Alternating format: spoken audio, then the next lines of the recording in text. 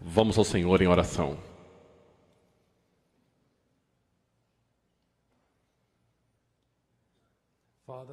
Pai, eu venho até Ti em nome do Teu Filho, Jesus Cristo.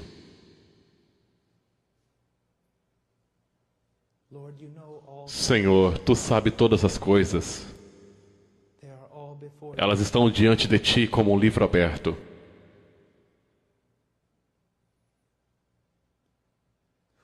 Quem consegue esconder seu coração de Tua presença e de Teu olho? As obras mais espertas dos homens estão expostas à Tua frente. Tua onisciência não conhece limites.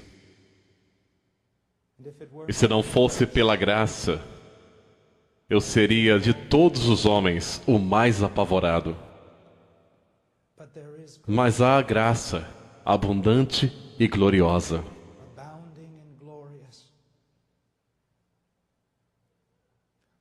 Derramada sobre o mais fraco dos homens e abundando para a Tua glória. Pai, eu Te louvo e Te adoro e agradeço por tudo que Tu és e tudo o que Tu tens feito. E não há ninguém como Tu, nos céus ou na terra ou debaixo da terra. Tu és Rei e não há nenhum outro. Tu és Salvador e não compartilhas esta glória com nenhum outro. Pai, nesta noite, Tu me conheces e sabes da minha grande necessidade de graça.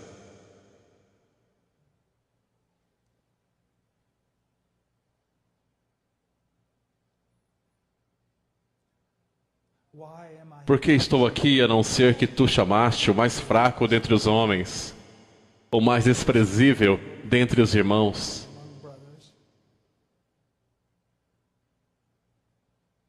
E que, pela Tua graça, muitas vezes o menor ensina ao maior. E esse é sempre o meu caso. E eu Te louvo, eu Te adoro. Pai, ajuda-nos nesta noite. Para o vento com a eloquência. Para o inferno com o intelecto brilhante, Pai. Deixe que a verdade venha, que homens sejam transformados.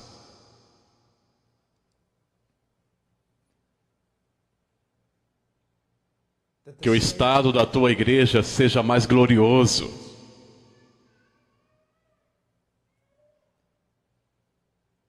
Eu oro por graça sobre graça e misericórdia sobre mim mesmo e sobre os ouvintes que estão presentes aqui.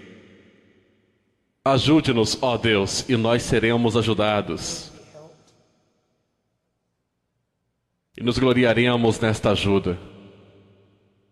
Em nome de Jesus. Amém. É um grande privilégio estar aqui esta noite. Um espantoso privilégio estar aqui diante de vocês.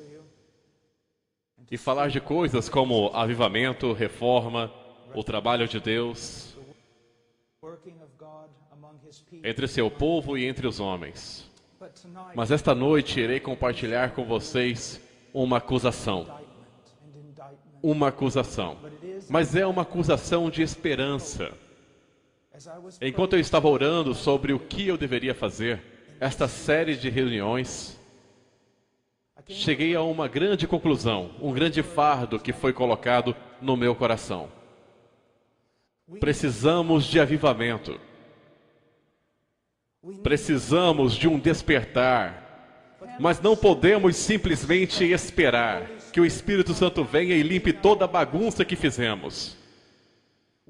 Temos uma clara direção da palavra de Deus no que diz respeito ao que Ele tem feito através de Cristo. E como Ele espera que vivamos. A como Ele espera que ordenemos a sua igreja. E faz pouco bem aos homens clamarem por manifestações extra-bíblicas, quando princípios bíblicos são violados ao nosso redor. Eu quero que você saiba disso.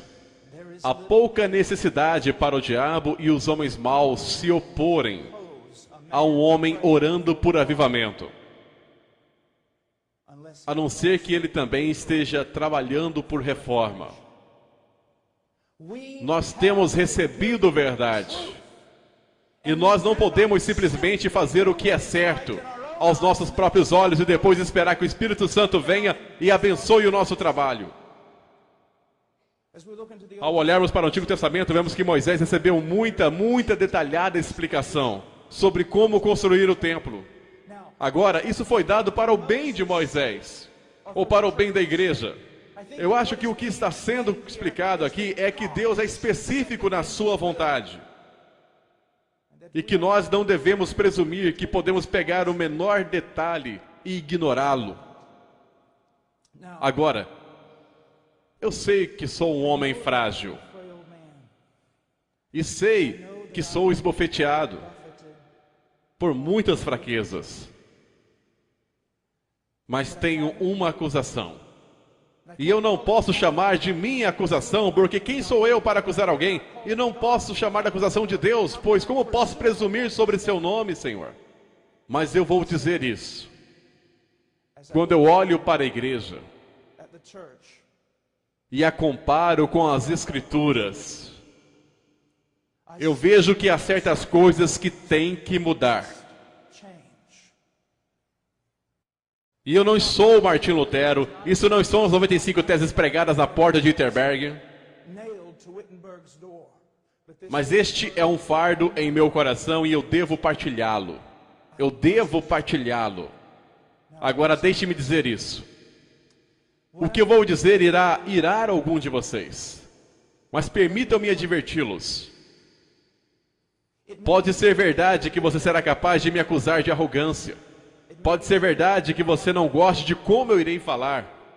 Tenho sido muitas vezes arrogante, tenho sido muitas vezes falado a verdade de forma errada. Mas não permitam que isso seja uma desculpa para vocês. A questão é, o que estou dizendo é verdade? Mesmo sendo entregue através de um mensageiro defeituoso ou não, outros se alegrarão no que vocês estão ouvindo. E vocês vão querer dizer amém e talvez levantar suas armas. Mas não façam isso porque todos nós temos uma medida de culpa. E se você estiver atingindo algum estado espiritual, então eu diria o que meu irmão disse. O que você tem que não tenha recebido? E se o recebeu, por que se orgulha como se não tivesse recebido? Não seria melhor adorar a Deus em humildade? Se você é um jovem ministro, eu não quero que você pegue estas verdades e leve de volta e ataque a sua igreja sem amor. Eu faria uma sugestão. Veja se os joelhos estão sangrando antes de começar qualquer tipo de reforma. E se você é um ministro mais velho, servindo ao Senhor por muitos anos, eu te imploro para não ser arrogante. Um rei velho e tolo pode aprender com o mais fraco de seus servos. E também peço isso, tenha a coragem de mudar tudo.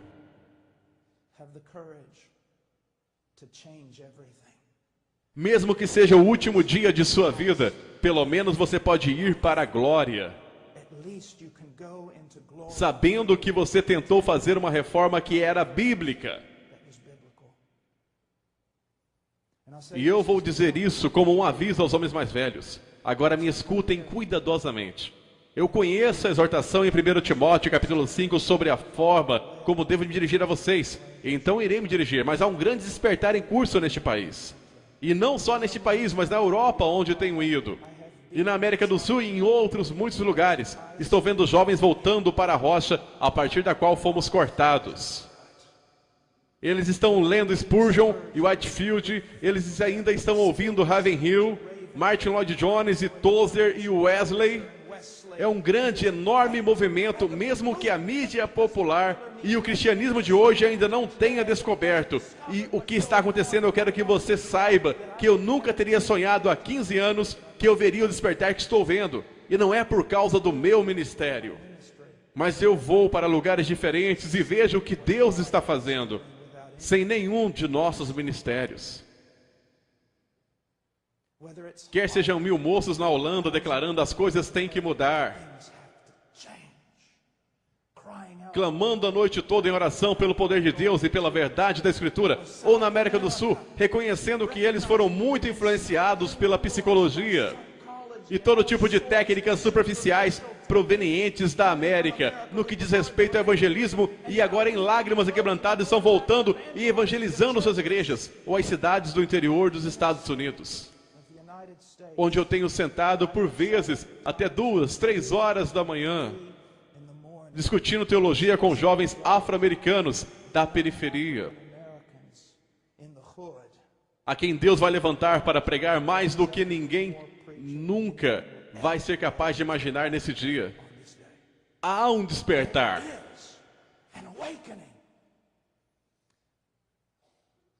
E vou dizer-lhes isso com ternura. A maioria dos homens com mais de 40 anos não tem sequer uma pista sobre isso. Muitos dos jovens que estão voltando aos velhos homens e aos velhos caminhos e a verdade que tem trazido despertar inúmeras vezes deste mundo, a maioria desses jovens são muito jovens.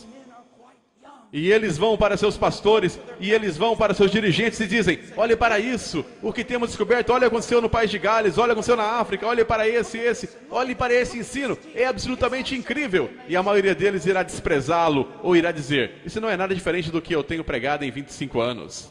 Quando na verdade é completamente diferente do que eles têm pregado há 25 anos. E portanto, temos que ter muito, muito cuidado para compreender que Deus está fazendo uma obra. E aquele que começou a boa obra irá completá-la. Muitas pessoas têm a ideia de que vão orar em um avivamento. E outras pessoas dizem: avivamento virá se você orar ou não. Eu não estou em qualquer um desses campos. Mas eu sei disso. Quando eu vejo homens e mulheres e jovens em todo o mundo orando por um despertar, para mim isso é o primeiro fruto do avivamento. E eu posso contar com o fato de que aquele que deu os primeiros frutos trará a colheita inteira. Primeiro de tudo, a primeira acusação, uma negação prática da suficiência das Escrituras. Especialmente na minha denominação, uma negação prática da suficiência das Escrituras.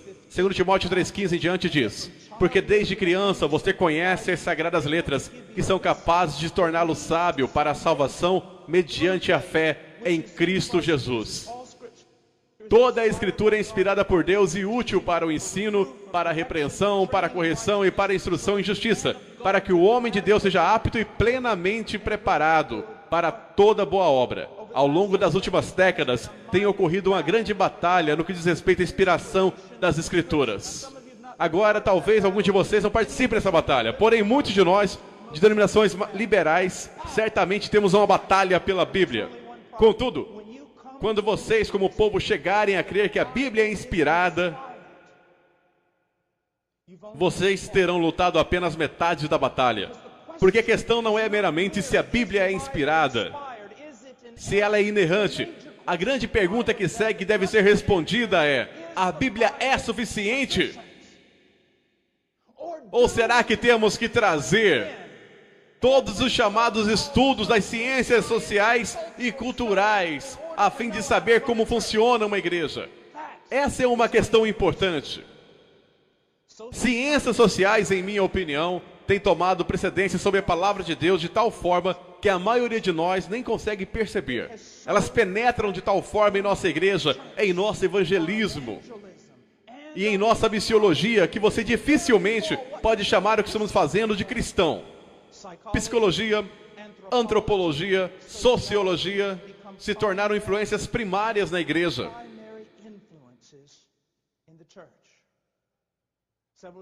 Vários anos atrás, quando eu estava no seminário, eu lembro-me de um professor entrou na sala e começou a desenhar pegadas no quadro negro.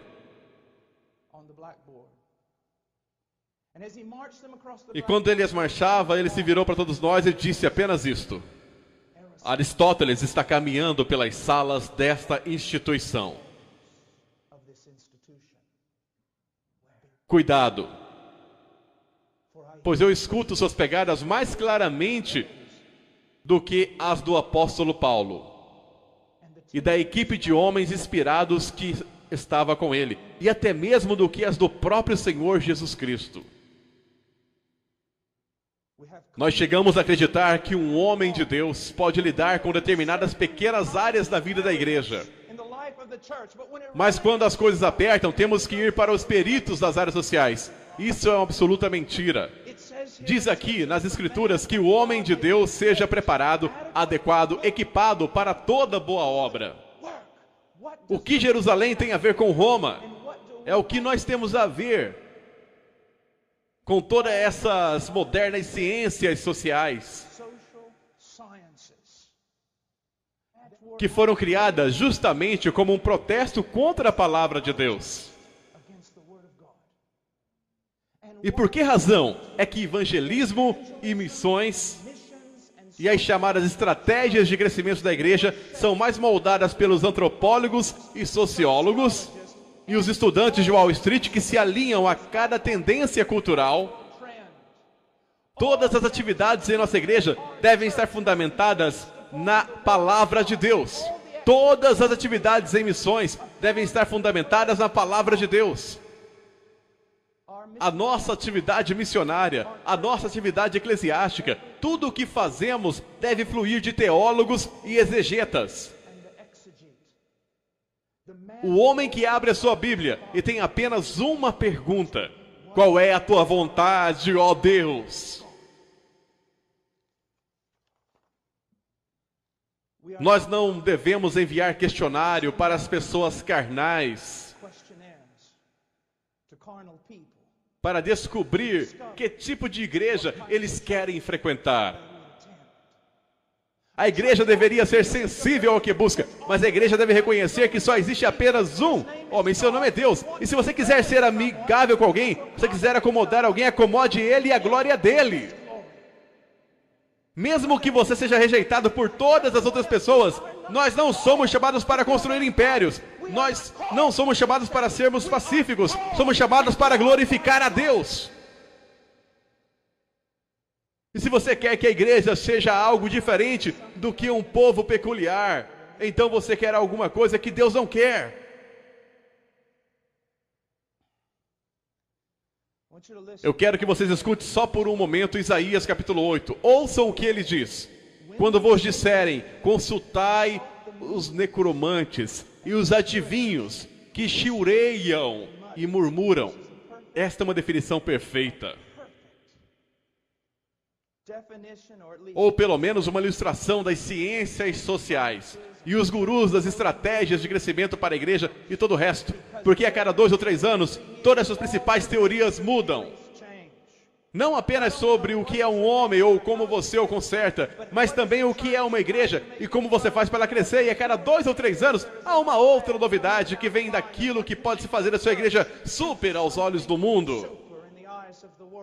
Recentemente, um dos maiores e mais conhecidos especialistas nas estratégias de crescimento da igreja disse que ele descobriu que ele estava completamente errado em toda a sua teoria. Mas em vez dele voltar às escrituras, de joelhos, quebrantado e chorando, ele sai para encontrar uma outra teoria.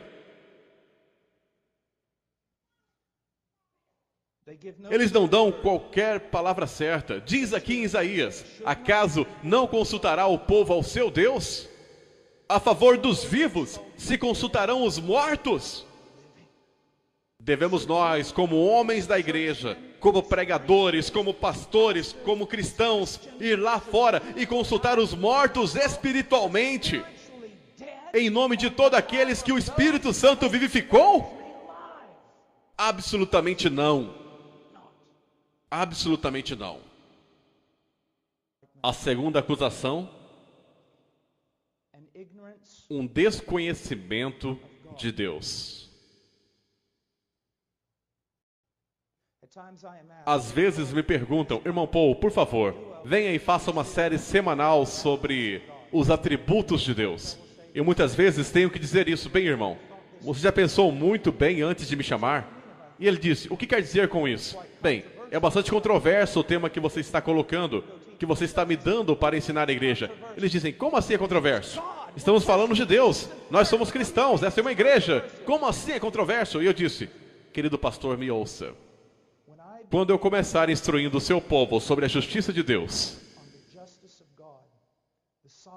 a soberania de Deus, a ira de Deus, a supremacia de Deus, a glória de Deus, você irá ter alguns de seus melhores membros e mais antigos da igreja se levantando e dizendo alguma coisa do tipo, esse não é meu Deus, eu nunca poderia amar um Deus como este, porque eles têm um Deus que eles fizeram com sua própria mente, e eles amam o que eles fizeram. Jeremias 9, 23 ao 24. Assim diz o Senhor, não se glorie o sábio em sua sabedoria, nem o forte em sua força, nem o rico em sua riqueza. Mas quem se gloriar, glorie-se nisto, em compreender-me e conhecer-me. Salmo 50. Você pensa que eu sou como você?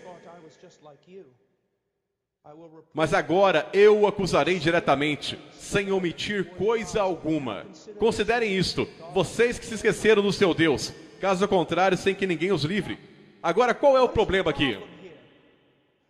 Há uma falta de conhecimento de Deus. Muitos de vocês talvez pensem, falar sobre os atributos de Deus e teologia e tudo, coisas altas de torres de marfim, que não tem aplicação prática. Ouça você mesmo. Dizendo que o conhecimento de Deus não tem aplicação prática. Você sabe por que todas as suas livrarias cristãs estão cheias de autoajuda? 5 maneiras de fazer isso, 6 maneiras de ser piedoso e 10 maneiras para não cair? Porque as pessoas não conhecem a Deus. É por isso que elas precisam de toda sorte de pequenos dispositivos triviais da carne para mantê-los andando como ovelhas devem andar. 1 Coríntios 15, 34. Recuperem o bom senso e parem de pecar. Pois alguns há que não têm conhecimento de Deus. Digo isso para a vergonha de vocês. Por que há um pecar desenfreado mesmo entre o povo de Deus? A falta de conhecimento de Deus. De Deus. Agora deixe-me fazer-lhe uma pergunta. Quando foi a última vez que você assistiu uma conferência sobre os atributos de Deus? Quando foi a última vez que você, como um pastor, ensinou por todo um ano sobre quem é Deus? Quanto de todo o ensinamento que se passa na América toda a semana tem alguma coisa a ver com quem é Deus? E ainda ficam abismados. Não é tão fácil ir com um fluxo, bastando seguir todo mundo e então um dia você ouve algo parecido com isto e de repente você diz, eu não posso sequer lembrar quando alguém me ensinou sobre os atributos de Deus.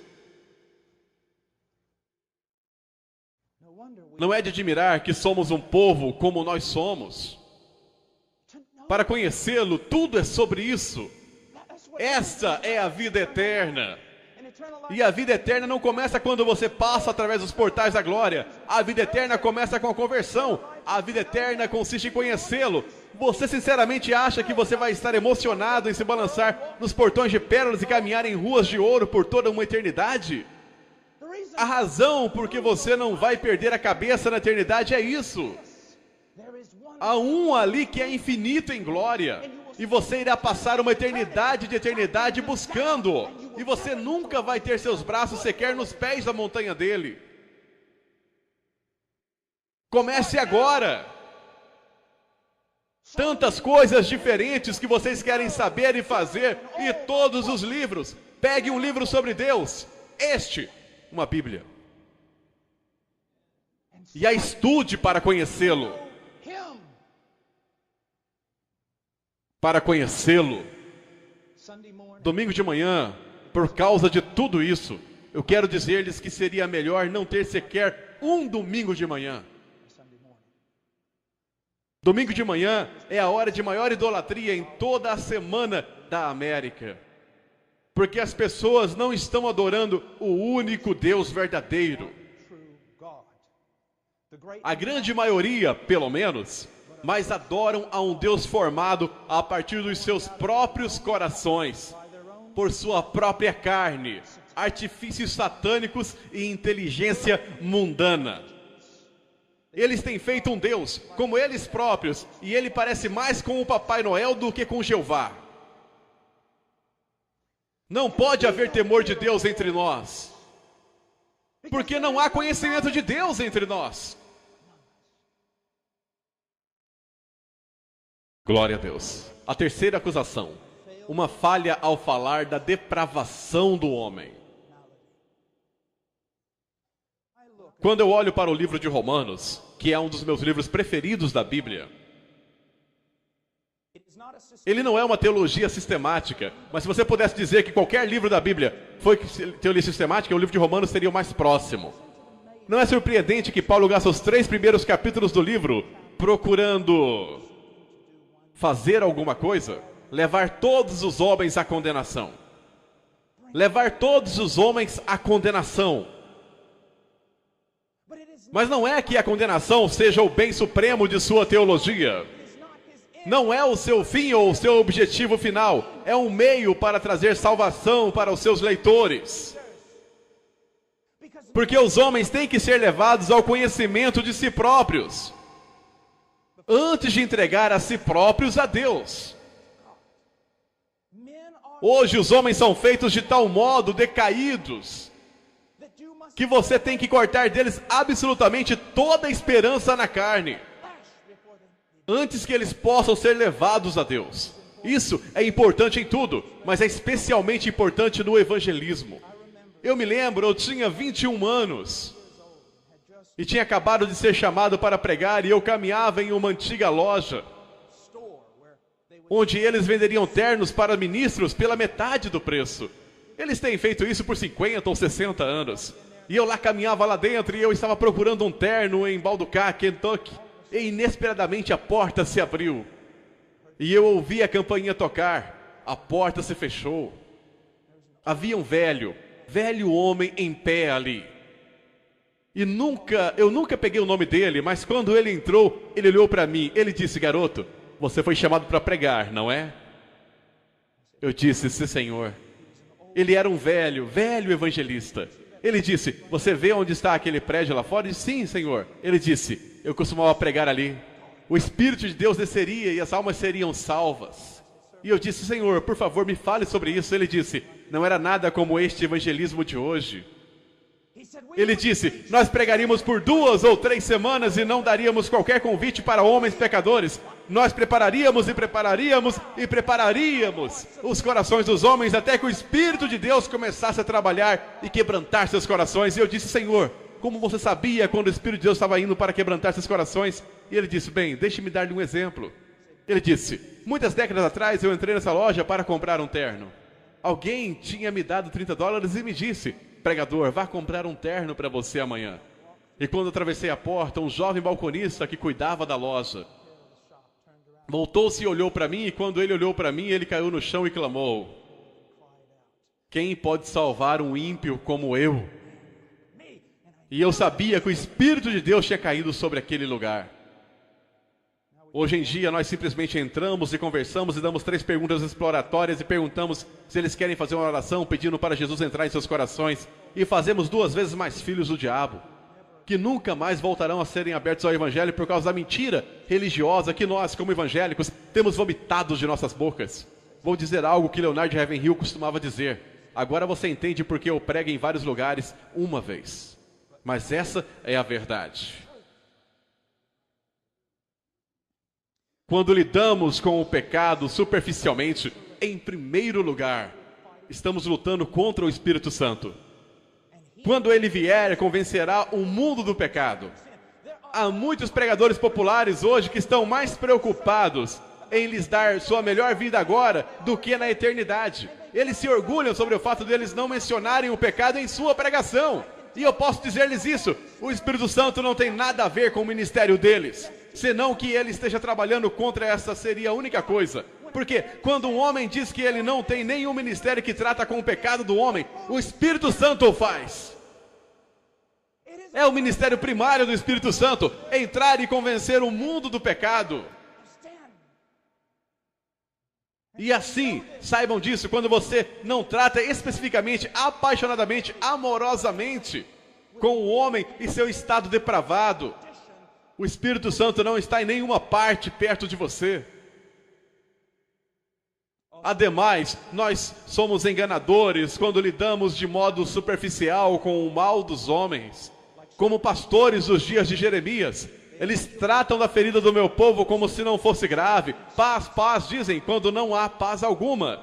Nós não somos apenas enganadores, mas somos imorais. Como um médico que nega o seu juramento hipocrático, pois ele não dá mais notícias a alguém porque acha que a pessoa se rebelará contra ele. Ficará zangado com ele, ficará triste. E, portanto, ele não diz a eles a notícia mais necessária para salvar suas vidas. Eu ouço os pregadores de hoje, eles dizem, não. Você não entende, irmão Paul. Nós não somos como as pessoas do tempo de John ou Charles Wesley. Nós não somos como a cultura que Whitefield se dirigiu ou Edwards. Nós somos tão robustos como eles são. Nós estamos quebrados. Nossa quarta acusação. Uma ignorância do Evangelho de Jesus Cristo. E eu quero submeter você essa noite a que esse país não é endurecido ao Evangelho. É ignorante do Evangelho, porque a maioria dos seus pastores o é. E deixe-me repetir isso. O problema deste país não são os políticos liberais. A raiz do socialismo, Hollywood ou qualquer outra coisa. Assim chamado, o pastor evangélico de nosso país e o pregador de nossos dias, o evangelista de nossos dias. É aí que o problema deve ser encontrado. Nós não conhecemos o Evangelho. Nós pregamos o glorioso Evangelho de nosso bendito Deus e o reduzimos a 4 leis espirituais e 5 coisas que Deus quer que você saiba, com uma pequena e supersticiosa oração no final, que se alguém repetisse depois de nós, com bastante sinceridade, nós declaramos de forma papal, nascida de novo. Nós trocamos regeneração por decisionismo. Em primeiro lugar, eu estou pasmo depois de eu falar sobre o que eu vou falar por alguns poucos minutos com quantos crentes devotos há 30 ou 40 anos andando na fé virão a mim com lágrimas dizendo, irmão Paul, eu nunca ouvi isso antes em minha vida. E, entretanto, essa é a doutrina histórica de redenção, de propiciação. Veja, quando você falar sobre o Evangelho, meu querido amigo, o faça claramente. O Evangelho começa com a natureza de Deus. E vai para a natureza do homem e a queda deste. Essas 2 grandes colunas do Evangelho têm que montar para nós o que deveria ser chamada e conhecida por cada crente como o grande dilema. E qual é esse dilema? Se Deus é justo, Ele não pode te perdoar. O maior problema em todas as Escrituras é este. Como um Deus pode ser justo e ao mesmo tempo justificador de homens maus? Quando as Escrituras por toda a Bíblia declaram, especialmente em um texto que eu tirei de Provérbios, o que justifica o ímpio e o que condena o justo, tanto um como o outro são abomináveis ao Senhor. E ainda assim, todas as nossas canções cristãs sobre como Deus justifica o perverso. Este é o maior problema. Esta é a acrópole da fé cristã. Assim diria Martin Lloyd Jones e Charles Spurgeon e qualquer outro que leu Romanos 3. Você tem que mostrar isso às pessoas. O grande problema é que Deus é verdadeiramente justo e todos os homens são verdadeiramente maus. Deus, para ser justo, deve condenar o homem mau. Entretanto, Deus, para a própria glória dele, pelo grande amor com que Ele nos amou, enviou seu Filho, o qual caminhou nessa terra como um homem perfeito. E então, de acordo com o plano eterno de Deus, Ele foi aquele madeiro. E naquele madeiro, Ele tomou o nosso pecado. E assumindo a posição legal de seu povo e carregando a nossa culpa, Ele se tornou uma maldição. Maldito todo aquele que não persiste em praticar todas as coisas escritas no livro da lei. Cristo nos resgatou da maldição, se tornando uma maldição em nosso lugar. Tantas pessoas têm essa visão romântica e imponente do Evangelho. onde Cristo está lá, pendurado no madeiro, sofrendo debaixo das feridas do Império Romano, e o pai não teve força moral para aguentar o sofrimento do filho dele, e por isso virou sua face. Não! Ele se virou porque o filho se tornou pecado. E tantos quantos ele está naquele jardim, grita: passa de mim este cálice. Especulam, bem, o que esteve no cálice? Oh, é a cruz romana, é o chicote, são os cravos, é tudo isso e tudo aquilo. Eu não quero desconsiderar os sofrimentos físicos de Cristo naquele madeiro.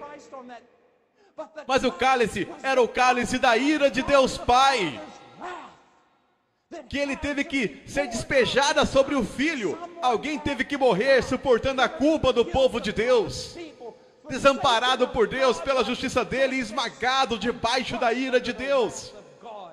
Pois ao Senhor agradou moê-lo.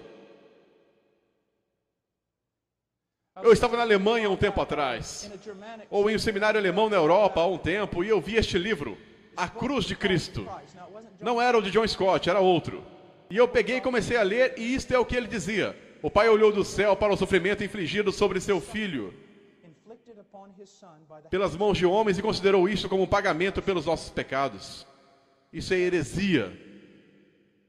Agora, aquele sofrimento físico, aquela crucificação era tudo parte da ira de Deus. Teve que ser um sacrifício de sangue. Eu não desprezarei isso. Mas, meu amigo, se você parar aí, você não tem o evangelho. E deixe-me perguntar, quando o evangelho é pregado e compartilhado em evangelismo pessoal atualmente, você sequer ouve as coisas que há pouco ou quase nunca. Nunca é deixado claro que Cristo pôde redimir, porque ele foi moído debaixo da justiça de Deus. E tendo satisfeito a justiça divina com a sua morte, Deus é agora o justo e justificador de ímpios.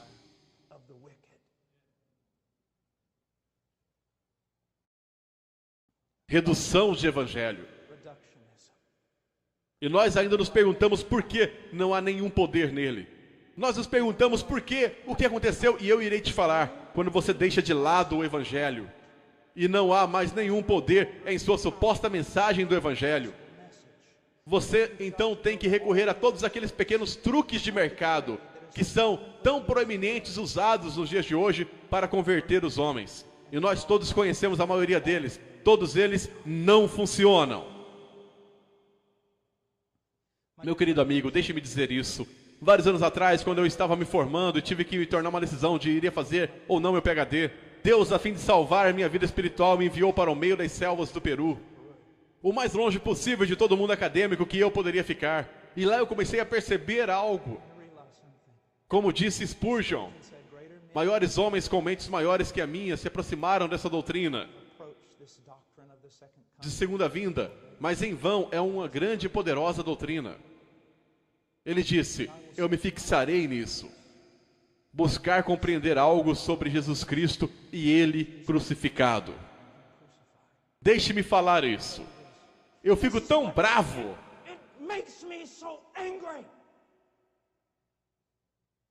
Quando as pessoas tratam o glorioso Evangelho de Cristo como se fosse um primeiro passo para entrar no cristianismo, que só leva aproximadamente 10 minutos de aconselhamento, e então você parte para coisas maiores.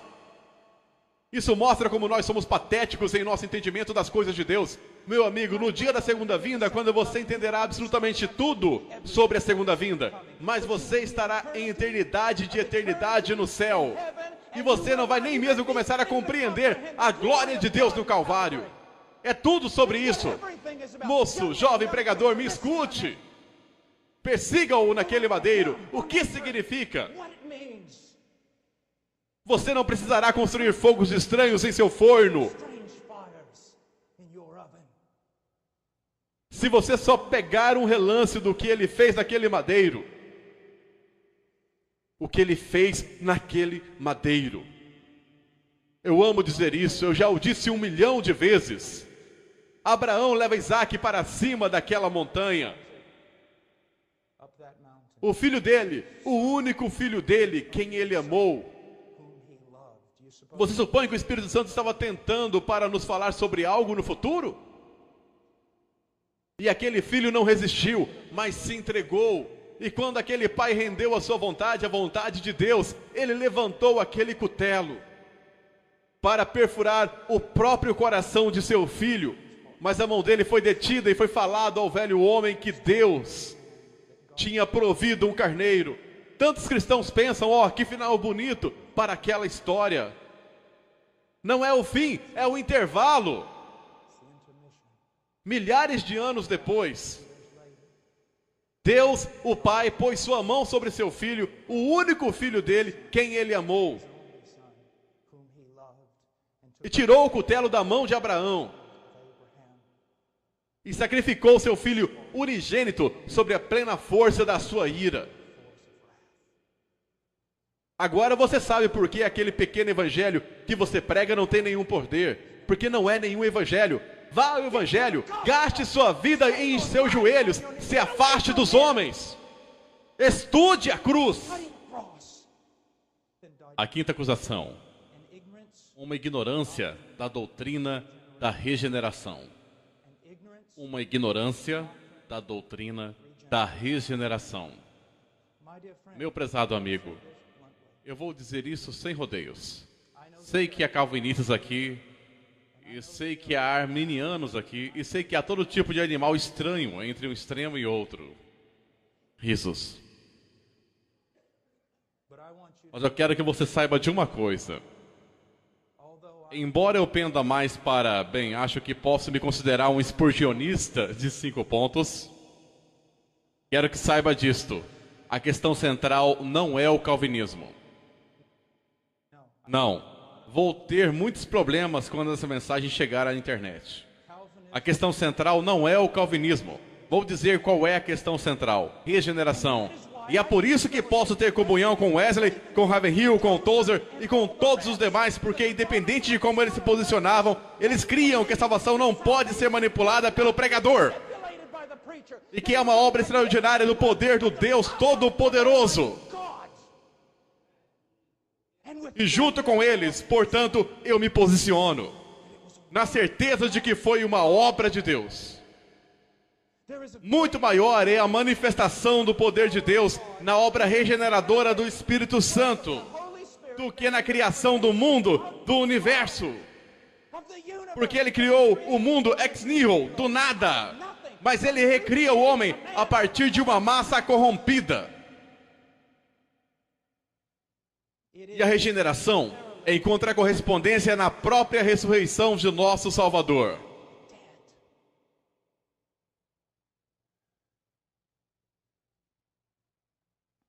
Se você é um pregador, entendo que quando a pregação haja mestres e pregadores e expositores e isso e aquilo, e todos são muito necessários para a saúde da igreja. Mas você precisa entender uma coisa. Quando o velho G. Campbell Morgan, há relatos disso, quando ele ia subir na torre majestosa para pregar, citava para si mesmo, como ovelha para o matadouro, como cordeiro mudo diante do tosqueador. Atos 8:32. Ele sabia que sem uma manifestação magnífica da obra regeneradora do Espírito Santo, tudo o que ele dissesse seria morte. É o Espírito que dá a vida. E nesse sentido, todos nós que proclamamos sua palavra, devemos proclamá-la como profetas. O que eu quero dizer com isso? Somos sempre Ezequiel diante daquele vale de ossos secos. E como eles estão secos, então saímos e o que fazemos? Profetizamos. Dissemos, ouça a palavra do Senhor. E sabemos que o sopro de Deus deve soprar nesses mortos. Caso contrário, não ressurgirão. Aí você tiver plenamente captado isso no mais íntimo do seu ser, não vai mais se entregar à manipulação que tantas vezes é feita em nome do evangelismo nesse país. Você proclamará a palavra de Deus. Proclamará doutrina da regeneração. Observe os irmãos Wesley, Observe por um instante o que eles tinham, meu querido Whitefield. E o que foi que enfrentaram? Todos naquela época se consideravam cristãos, completamente cristãos. Por quê? Bem, todos tinham sido batizados na infância, e isso ingressaram à aliança. Foram confirmados, viviam como diabos. A regeneração foi assim trocada por um tipo de credulismo, que recebeu a autoridade dos líderes religiosos da época.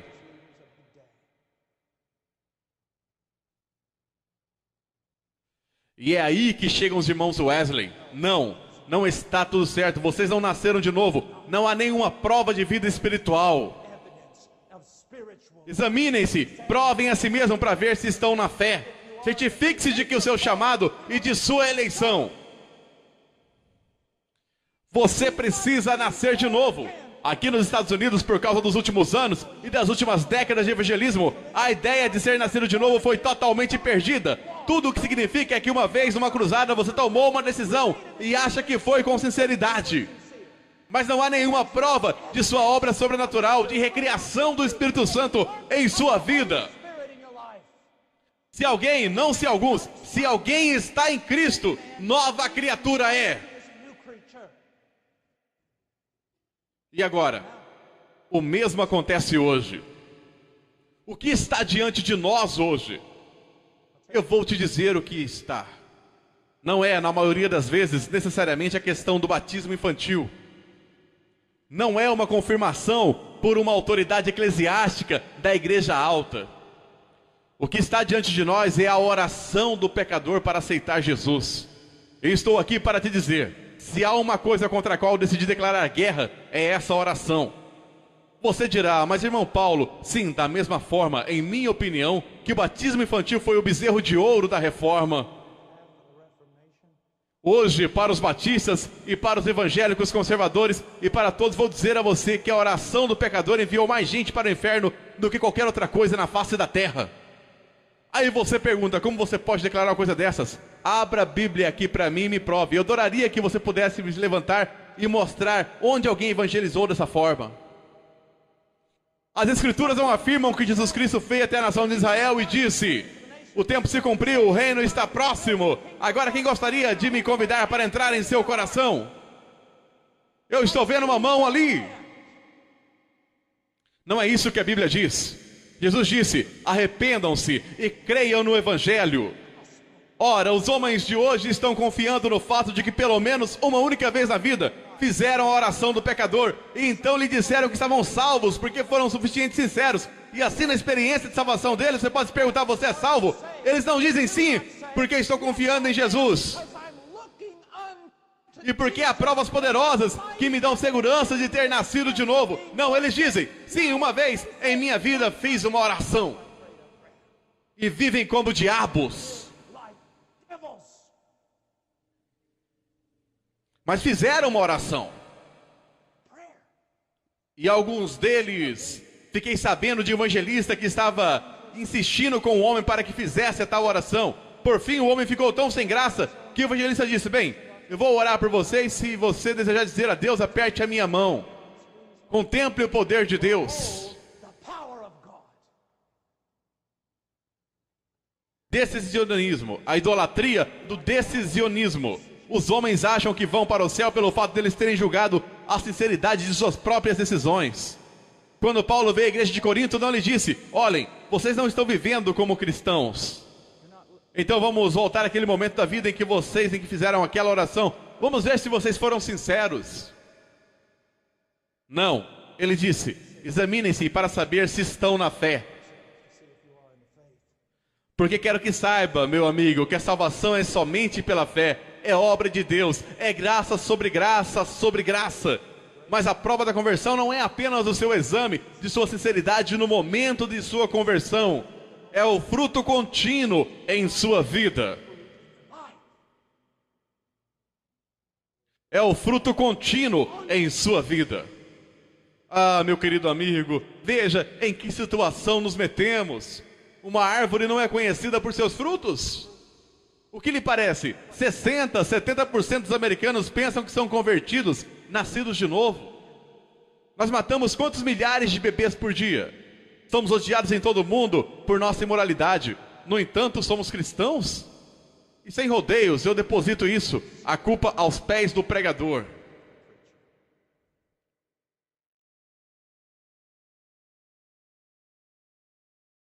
A sexta acusação, um apelo evangelístico sem fundamento bíblico.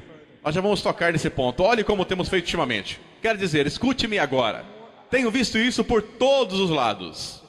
Os calvinistas, os arminianos, muitos deles compartilham algo em comum. E é isso mesmo, o mesmo convite superficial. Falam muito sobre um monte de coisa, então eles chegam ao convite. E é quase como se todos tivessem enlouquecido. Caminham em direção a alguém dizendo, Deus te ama e tem um plano maravilhoso para a sua vida. Já pensou em dizer isso ao norte-americano? Senhor, Deus me ama e tem um plano maravilhoso para a sua vida. O quê? Deus me ama? Bom, isso é maravilhoso, porque eu também me amo. Isso é maravilhoso. E Deus tem um plano maravilhoso. Eu também tenho um plano maravilhoso para a minha vida. E se eu o aceitar em minha vida agora, terei minha vida melhor agora? Isso é simplesmente maravilhoso. Isso não é evangelismo bíblico. Permita-me te dizer algo no lugar disso. Deus vai a Moisés e diz isto. Senhor, Senhor, Deus compassivo, clemente e longânimo, e grande em misericórdia e fidelidade, que guarda a misericórdia em 1000 gerações, que perdoa a iniquidade, a transgressão e o pecado, ainda que não inocente ou culpado. A reação de Moisés. E imediatamente, curvando-se Moisés para a terra, o adorou. O evangelismo começa com a natureza de Deus. Quem Deus é. Pode um homem reconhecer seu pecado se ele não tem um padrão com o qual se comparar? Se nós dissermos somente coisas triviais sobre Deus, que divirtam a mente carnal dele, será que essa pessoa poderá ser levada a um arrependimento e fé genuínos? Nós não começamos com Deus te ama e tem um plano maravilhoso para a sua vida. Começamos com o conselho completo de quem é Deus. Nós lhe dizemos desde o princípio que isso poderá custar as suas vidas.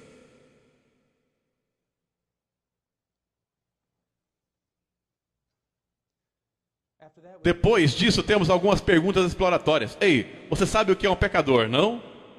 Há alguns anos, minha mãe morreu de câncer. E como se o doutor entrasse e disse, ei, Barbie, você sabe que tem câncer, não é? Nós tratamos o pecado tão superficialmente, sem agravos, nada solene. Senhor, há uma terrível podridão em você e um juízo está vindo. Porque se só dissermos a um homem, Senhor, você sabe o que é um pecador? Vão e perguntem ao diabo se ele sabe o que é um pecador. Bom, sim, eu sou, e muito bom nisso. Ou muito mal, dependendo do que você vê. Mas sim, eu sei que sou pecador. A pergunta não é, você sabe que é pecador? A pergunta é, o Espírito Santo está operando através da pregação do Evangelho de tal maneira em seu coração que uma mudança está sendo feita, de maneira que o pecado que uma vez você amava, agora você odeia, e o pecado que uma vez você desejava abraçar, agora você foge dele, como se estivesse fugindo de um dragão. E depois a pergunta, você quer ir para o céu? Esta é a questão pela qual eu não permitiria que meus filhos fossem a 98% das escolas dominicais e aos acampamentos bíblicos de verão em igrejas evangélicas, porque alguma pessoa bem intencionada se levantará e dirá, Jesus não é maravilhoso? Depois de ter mostrado o filme de Jesus, sim. Quantos de vocês, pequenas crianças, amam Jesus? Oh, eu. Quem quer aceitar Jesus no seu coraçãozinho? Oh, eu. E depois eles são batizados. E eles caminham um pouco porque eles foram criados em uma cultura cristã. Ou algum tipo de cultura igreja. E então, quando eles completam 15, 16 anos e quando eles têm a força de vontade, eles começam a quebrar os laços. Eles começam a viver em perversidade. Então nós vamos atrás deles dizendo, vocês são cristãos, vocês só não estão, parem de se desviar. Ao invés de ir a eles biblicamente e dizer isto, você fez uma profissão de fé em Cristo. o professou até no batismo, mas agora parece que você se afastou dele. Examine-se, prove-se. Há pouca evidência de uma conversão verdadeira em você. E então, quando eles têm 24, 25 anos, depois da universidade, talvez 30, eles voltam à igreja e eles dedicam suas vidas e se unem ao grupo com essa moralidade pseudo-cristã que caracteriza os igrejeiros da América. E ao final eles escutam isso: nunca vos conheci, apartai-vos de mim os que praticais a iniquidade. Você diz: irmão Paul, você está tão nervoso, não tem o direito de estar. Alguém deve estar clamando por avivamento. Mas nós temos nossas fundações eretas. Que avivamento viesse, endireitasse nossas fundações. Mas não deveríamos, enquanto temos os olhos e ouvidos abertos e temos a palavra na nossa frente, corrigir essas coisas. Você gostaria de ir para o céu? Meus queridos amigos, todos querem ir para o céu, eles só não querem que Deus esteja lá quando chegarem. A pergunta não é se você quer ir ao céu, a pergunta é: você quer a Deus? Você tem deixado de ser um inimigo de Deus? Cristo tem se tornado precioso para você, você o deseja. É disso que se trata. A teoria política, meus queridos amigos, todos desejam ir para o céu.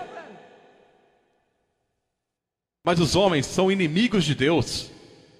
Então a pergunta não é se você quer ir a um lugar especial aonde não sofrerá. A pergunta é: você o quer? Cristo se tornou precioso para você?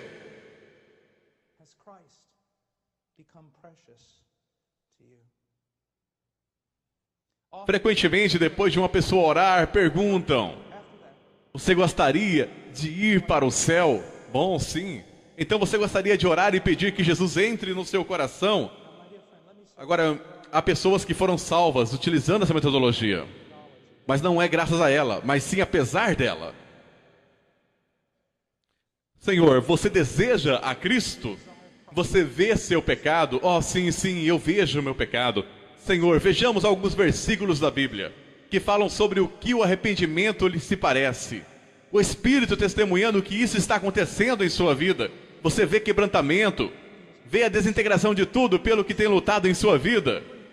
E agora sua mente está cheia de novos pensamentos sobre Deus, e novos desejos, e novas esperanças. Sim, eu vejo. Senhor, isso pode ser os primeiros frutos do arrependimento. Agora entregue a sua vida a Cristo. Confie nele. Confie nele. Confie em Cristo. Agora me escute. Você tem autoridade para falar do Evangelho às pessoas. Você tem autoridade de lhes dizer como é. Você tem autoridade para botar princípios bíblicos sobre a certeza da salvação. Você não tem autoridade para lhe dizer que são salvos. Esta é uma obra do Espírito Santo de Deus. Mas quando você os conduzem por aquela oração, você convidou Jesus para entrar no seu coração? Sim. Você foi sincero? Sim. Você acha que ele te salvou? Não sei. Claro que ele salvou, porque você foi sincero. Ele prometeu que se você o convidasse, ele entraria. Logo você está salvo. E ele sai da igreja depois de 5 minutos de aconselhamento, e o evangelista vai comer no restaurante e a pessoa está perdida.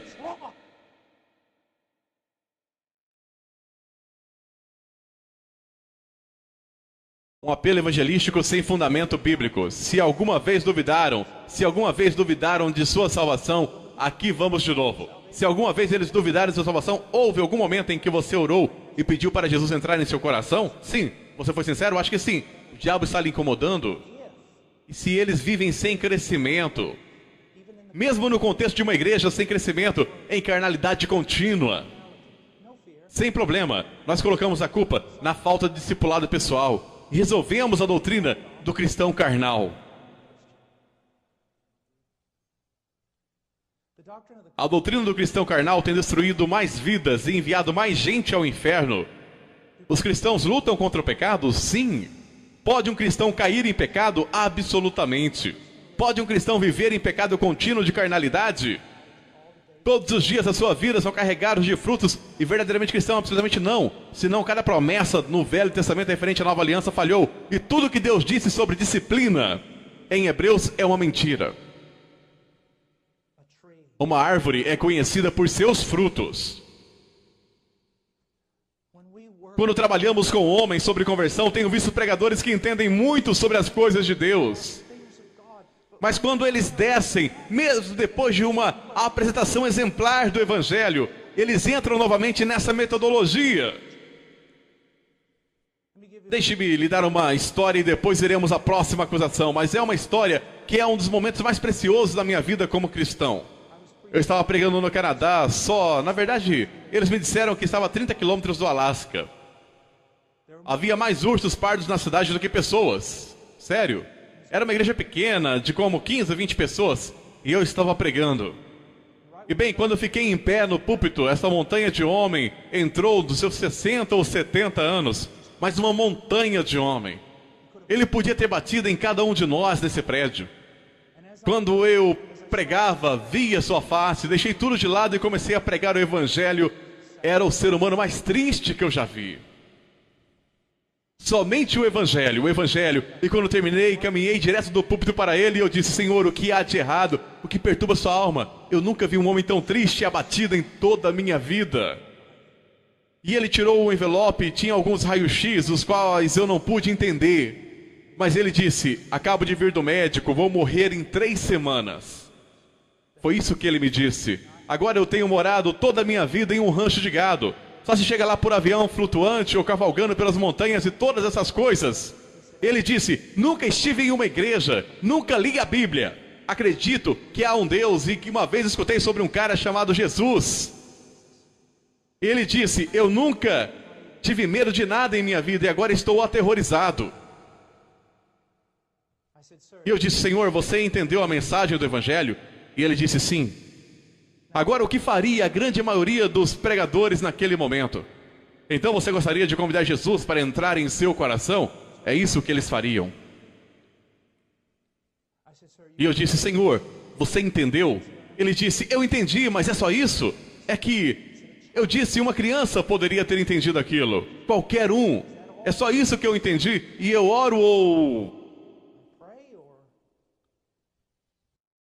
Eu disse: Senhor, você vai morrer em 3 semanas.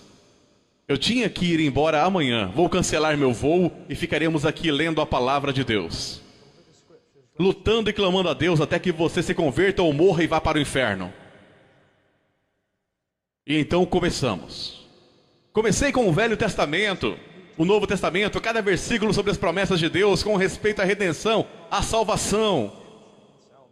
Uma e outra vez, várias vezes, lendo João 3,16, orando por um tempo, clamando a Deus, questionando sobre o arrependimento do homem, sobre a fé, sobre a certeza da salvação, trabalhando até que Cristo tenha sido formado nele.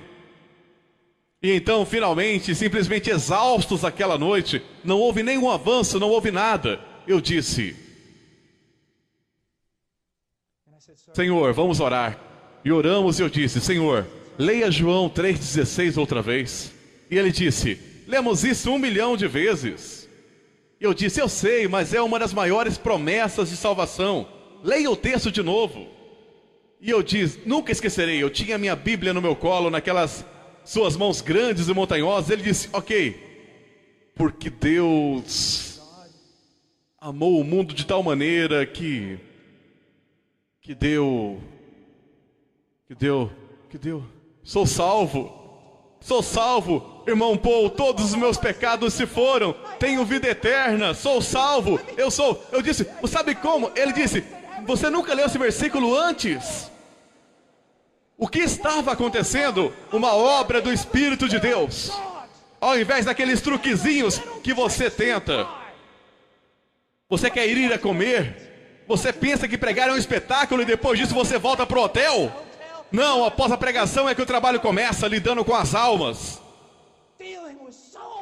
As pessoas vão à frente em reuniões para aconselhamento com pessoas que não deveriam estar aconselhando. 5 minutos, rápido, dê o cartão ao pastor e o pastor diz: gostaria de lhes apresentar ao novo Filho de Deus. Bem-vindo à família de Deus.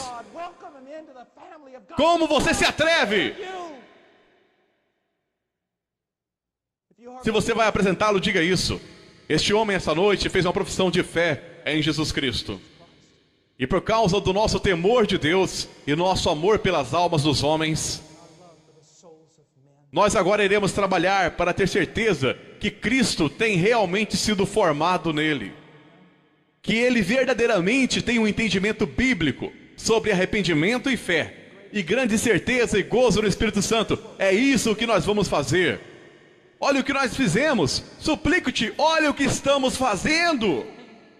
E isto não é algum tipo de seita. Isso somos nós. Pare.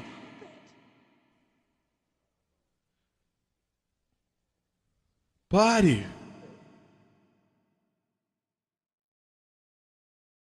Sétima acusação: ignorância com relação à natureza da igreja.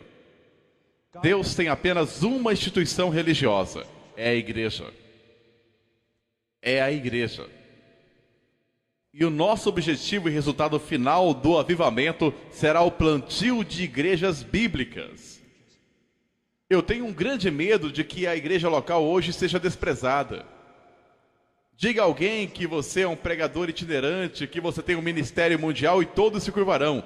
Diga a alguém que você é um pastor de grupo de 30 e farão com que você se sente no fundo durante a conferência. Ele não é o príncipe dos pregadores itinerantes, ele é o príncipe dos pastores. Muitos anos atrás, Bill Clinton tinha um slogan durante a eleição: é economia, estúpido. Meu pastor, Jeff Noblet, um dos presbíteros em nossa igreja, o principal pastor e pregador, me disse um dia: você sabe, eu gostaria de ter um monte de camisetas dessas. Que elas diriam, irmão Jeff? É a igreja, estúpido. Jesus deu sua vida pela igreja, uma linda virgem, a igreja primitiva.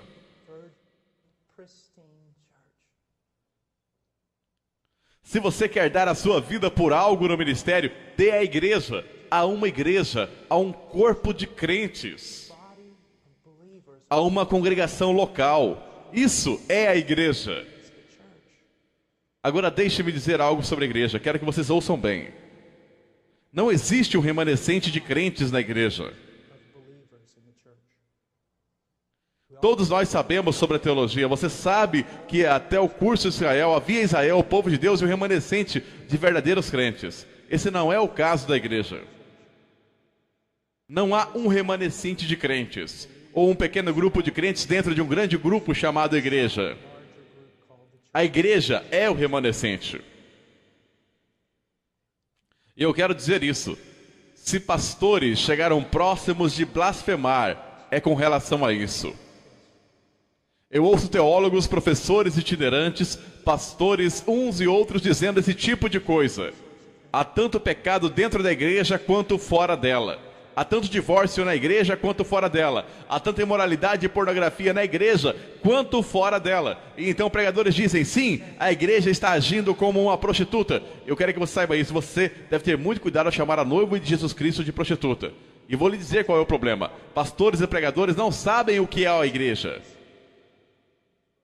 Eu quero que vocês saibam que a igreja de Jesus Cristo da América hoje é linda.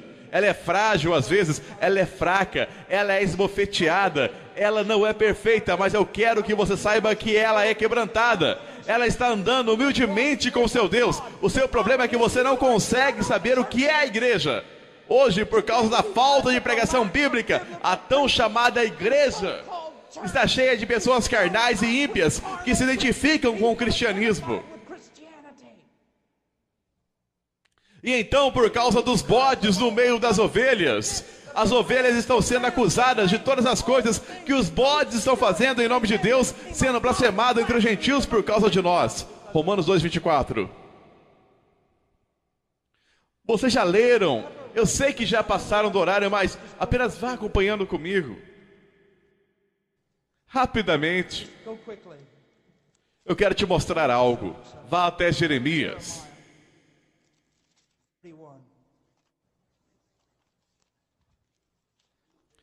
Jeremias 31. 31, Jeremias. Eis que os dias vêm, diz o Senhor, em que farei uma nova aliança com a casa de Israel e com a casa de Judá. Agora eu não quero tirar nada do povo chamado Israel. Mas esse texto também é aplicado à igreja, entenda isso. Eu não quero entrar em batalhas na escatologia, mas na Bíblia, no Novo Testamento, no livro de Hebreus, é aplicado ao povo de Deus. não conforme a aliança que fiz com seus pais no dia em que os tomei pela mão para os tirar da terra do Egito.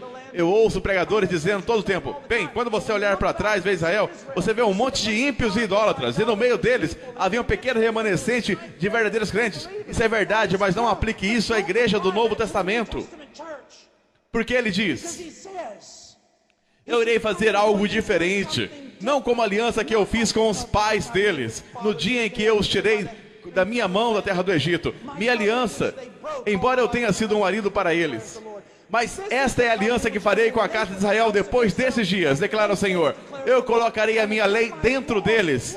Ele não apenas lhe deu, se você é convertido, ele não apenas lhe deu uma lei numa tábua de pedra. Ele tem sobrenaturalmente, através da doutrina da regeneração, escrito essas leis no seu coração. É porque ele fez isso, eu serei seu Deus e eles serão meus povo. E veja o que diz: não ensinarás cada um ao seu próximo, nem cada um ao seu irmão, dizendo: conhece o Senhor, porque todos me conhecerão, desde o menor até o maior deles, diz o Senhor.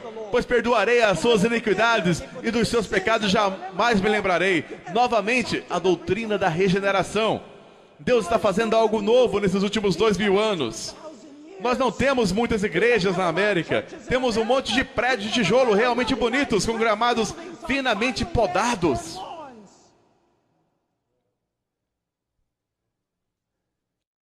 Só porque alguns dizem que são da igreja ou que são cristãos, isso não quer dizer que realmente sejam. Veja o que diz. Eles não terão que ensinar um ao outro. Isso não quer dizer que você não haverá pastores e mestres, mas haverá um proeminente conhecimento de Deus entre eles, particularmente com relação aos seus pecados terem sido perdoados. Veja rapidamente o capítulo 32, verso 38. Eles serão meu povo e eu serei seu Deus. Ele não diz: eu espero que sim, talvez, se eu der sorte, se eu conseguir evangelista suficiente para trabalhar para mim, talvez isso dê certo. Ele diz: eu vou trazer um povo a mim, um povo pelo qual entregarei meu filho. E ele diz: eles serão meu povo e eu serei seu Deus. Veja isso: eu lhes darei um coração, um só caminho. Agora não fique bravo comigo, mais do que você já está, pelo menos. Mas me ouça, nos anos 70 e 80, todas as marchas para Jesus, todos lamentando e chorando. A igreja está tão dividida, a igreja não é uma. Meu querido amigo, deixe-me dizer isso. Se a igreja não é uma, então há uma oração que Deus, o Pai, não respondeu para seu Filho. E a promessa da nova aliança falhou. Então eu quero redirecionar você um pouco. Eu quero lhe submeter que a igreja é uma. Ela sempre foi uma. Você já se sentou no avião, ou talvez encontrou alguém com quem você conhecia no supermercado, e você sendo batista ou menonita, ou qualquer coisa, mas verdadeiramente evangélico, verdadeiramente cristão, você fala com ele não mais que poucos minutos e você descobre: ele é um crente, é um que está vivo. E naquele momento você daria a sua vida por ele. Você daria a sua vida por ele. Eu me lembro uma vez, nós estávamos no departamento Amazonas, no Peru, foi no tempo do Sendero Luminoso, e estava acontecendo uma guerra civil lá. Nós viajamos 22 horas no caminhão que carregava grãos, e mais ou menos meia-noite nós tiramos a lona, e o caminhão parou e nós pulamos na selva. Nós passamos a noite bem na margem da selva e fizemos caminho para certo lugar. E na metade do caminho nós nos perdemos, e no dia seguinte então nós oramos, eu e meu querido amigo Paco, estávamos orando: ó Deus, nos dê uma direção, estamos perdidos. Se formos encontrados aqui, os terroristas dominam esse lugar, nem os militares entrariam aqui. Nós clamamos: ó Deus, nos dê uma direção. Nós ouvimos um sino, e então ouvimos alguém falando. No começo achávamos que era uma conversa estranha. Então percebemos que era um garotinho vindo do campo, com seu burro, e ele estava falando com seu burro. Então ficamos atrás dele e o seguimos. Então ficamos na extremidade da cidade, cabanas, casas de tijolo, e eu disse: Paco, você sabe o que os terroristas forem donos disso, nós estamos mortos. Sim, mas nós chegamos a algum lugar.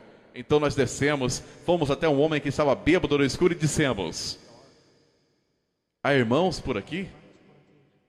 Porque todo mundo sabe o que isso significa nas montanhas. Significa um cristão verdadeiro. Então ele disse, aquela senhora bem ali. Então eu fui até lá. Era uma velha mulher nazarena. E eu bati na porta.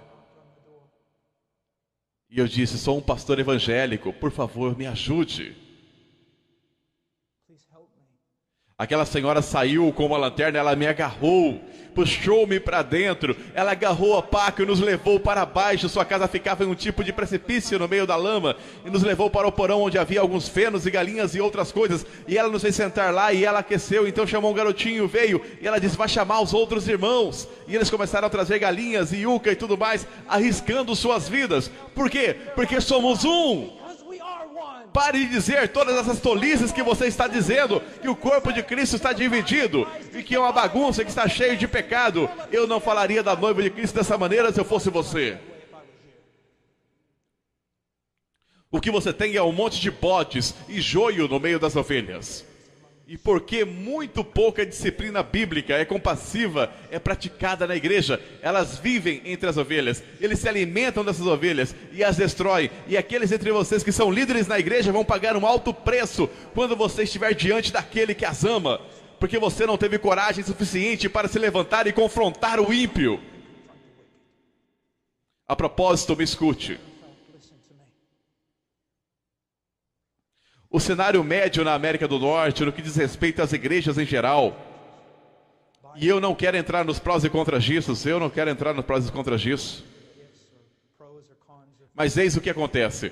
Por a pregação do evangelho ser tão baixa, a igreja é basicamente a maioria carnal, cheia de pessoas perdidas. E por ser uma democracia, eles em geral são os que governam a direção da igreja. E por o pastor não querer perder o grande número de pessoas, e por ele ter ideias erradas quanto ao evangelismo e a verdadeira conversão, ele atende aos ímpios em sua igreja, e seu pequeno grupo de verdadeiras ovelhas que pertencem a Jesus Cristo está sentado no meio de todo o teatro, no meio de todo o mundanismo, no meio de todo o entretenimento que está acontecendo. Nós queremos apenas adorar Jesus e queremos apenas que alguém nos ensine a Bíblia, e pastores vão pagar por isso. Isso é verdade. Isso é verdade. Você está dizendo, você está nervoso. Meus queridos amigos, vocês sabem o quanto me custa dizer isso? Isso é verdade. Tentando manter juntos um bando de ímpios, enquanto um pequeno rebanho no meio deles está morrendo de fome. E fazendo com que eles vão à direção que eles não querem ir com a maioria dos carnais. Escute-me. Se a minha esposa estivesse no Walmart, tarde da noite, e você estivesse passando por lá e você tivesse visto 2 homens que estavam abusando dela, 3, 4, 5, 10 homens estivessem abusando dela e machucando-a, e você abaixasse a cabeça em nome da autopreservação, e você passasse de lado, eu quero te dizer algo, amigo. Eu não vou apenas atrás daqueles 10 homens, eu também vou atrás de você. É a noiva de Cristo e ela é preciosa para Ele. Vai custar-lhe servir Jesus. Poderá custar a sua igreja, a sua reputação, a sua denominação, absolutamente tudo. Mas a noiva de Jesus Cristo é digna.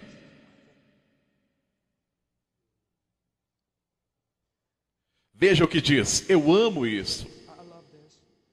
Veja 39, e lhes darei um mesmo coração e um só caminho. E o que é esse caminho? É Cristo e é santidade. Todo verdadeiro crente que eu já encontrei falou muito de Cristo e tinha um desejo de ser mais santos do que já eram, mais conformados a Cristo. Veja, e lhes darei o mesmo coração e um só caminho, para que temam todos os dias, para o seu bem e o bem de seus filhos depois deles. Que grande texto é esse! Mas vamos agora. E farei com eles uma aliança eterna, de não me desviar, de fazer-lhes o bem. Agora, nós apenas lemos isso e muitas pessoas que são ímpias, que são perdidas, apenas vão à igreja no domingo, elas ouvem este verso de sim, Deus fez uma aliança eterna comigo, Ele nunca se apartará de mim, nunca, nunca, e estou seguro por causa da graça de Deus. Mas eles falham em ler a segunda parte. E veja o que diz: e farei com eles uma aliança eterna de que não se desviar de fazer-lhes o bem. E porei o meu temor nos seus corações, para que nunca se apartem de mim. Evidência de que Deus fez uma aliança eterna com você, Senhor, é que Ele colocou o temor de Deus em você, para que você não se aparte dEle. Se você se apartar dEle e Ele não te disciplinar, e você continuar se apartando dEle, esta é uma evidência que Ele não colocou o temor dEle em você. Você não foi regenerado, então você não tem aliança com Deus alguma. Isso é a verdade. A oitava acusação, e vamos nos apressar nisso. Sei que isso é um mal entendido hoje, então vou defini-la. Uma falta de amorosa e misericordiosa disciplina eclesiástica. A maioria dos pastores evangélicos atualmente na América devem pegar Mateus 18 e arrancá-los das suas Bíblias. Você não pode fazer isso. Senhor, você tem que ficar com tudo. Muitos pastores, sua teologia fica para trás quando eles saem do seu escritório, do seu local de estudo. Eles são teológicos nas conversas, são teológicos nos seus escritórios, mas quando saem, eles administram a igreja por métodos carnais. E eu não sou um ancião na minha igreja e não estou lá há muito tempo, então posso dizer isso sem me gabar. Ela pratica disciplina eclesiástica. É uma igreja bem grande, cerca de 1000 pessoas. E eles estimaram ter salvo 30 casamentos nos últimos anos. Através de amorosa e compassiva disciplina eclesiástica, que não começa com excomunhão. Começa com vós que sois espirituais. Nós dizemos, eu sou tão amoroso, nós não podemos praticar disciplina, somos amorosos. Você é mais amoroso do que Jesus? Ele é quem ordenou isso. Sim, mas vai causar tantos problemas? Sim, vai. Talvez seja por isso que há muitos problemas entre a igreja e a cultura hoje. Porque não estamos confrontando a cultura. E não confrontamos a cultura simplesmente saindo e fazendo protesto para Hollywood. Nós confrontamos a cultura obedecendo a Deus. Noé construiu a arca e condenou o mundo. Você não precisa ter a faixa de protesto, só ande em obediência e o mundo irá te odiar. Meu querido amigo, ora, se teu irmão pecar contra ti, vai e repreende-o. Entre ti e ele, se te ouvirtes, ganhaste a teu irmão. Que coisa maravilhosa. Mas se não te ouvir, leva ainda consigo 1 ou 2, para que pela boca de 2 ou 3 testemunhas, toda palavra seja confirmada. Não que esses caras estejam do seu lado, eles não vão ouvir e julgar. Talvez teu irmão não esteja em pecado, talvez você seja crítico demais e legalista. Ouça, e se não os escutar, diz eu à igreja, e se também não escutar a igreja, considera-o como um gentil e publicano. Meu querido amigo, eu creio que precisamos ouvir isso. Podemos começar obedecendo a Deus e nos disciplinando. Ou podemos deixar que Deus o faça por nós. E talvez a hora venha e é chegada em que isso vai acontecer.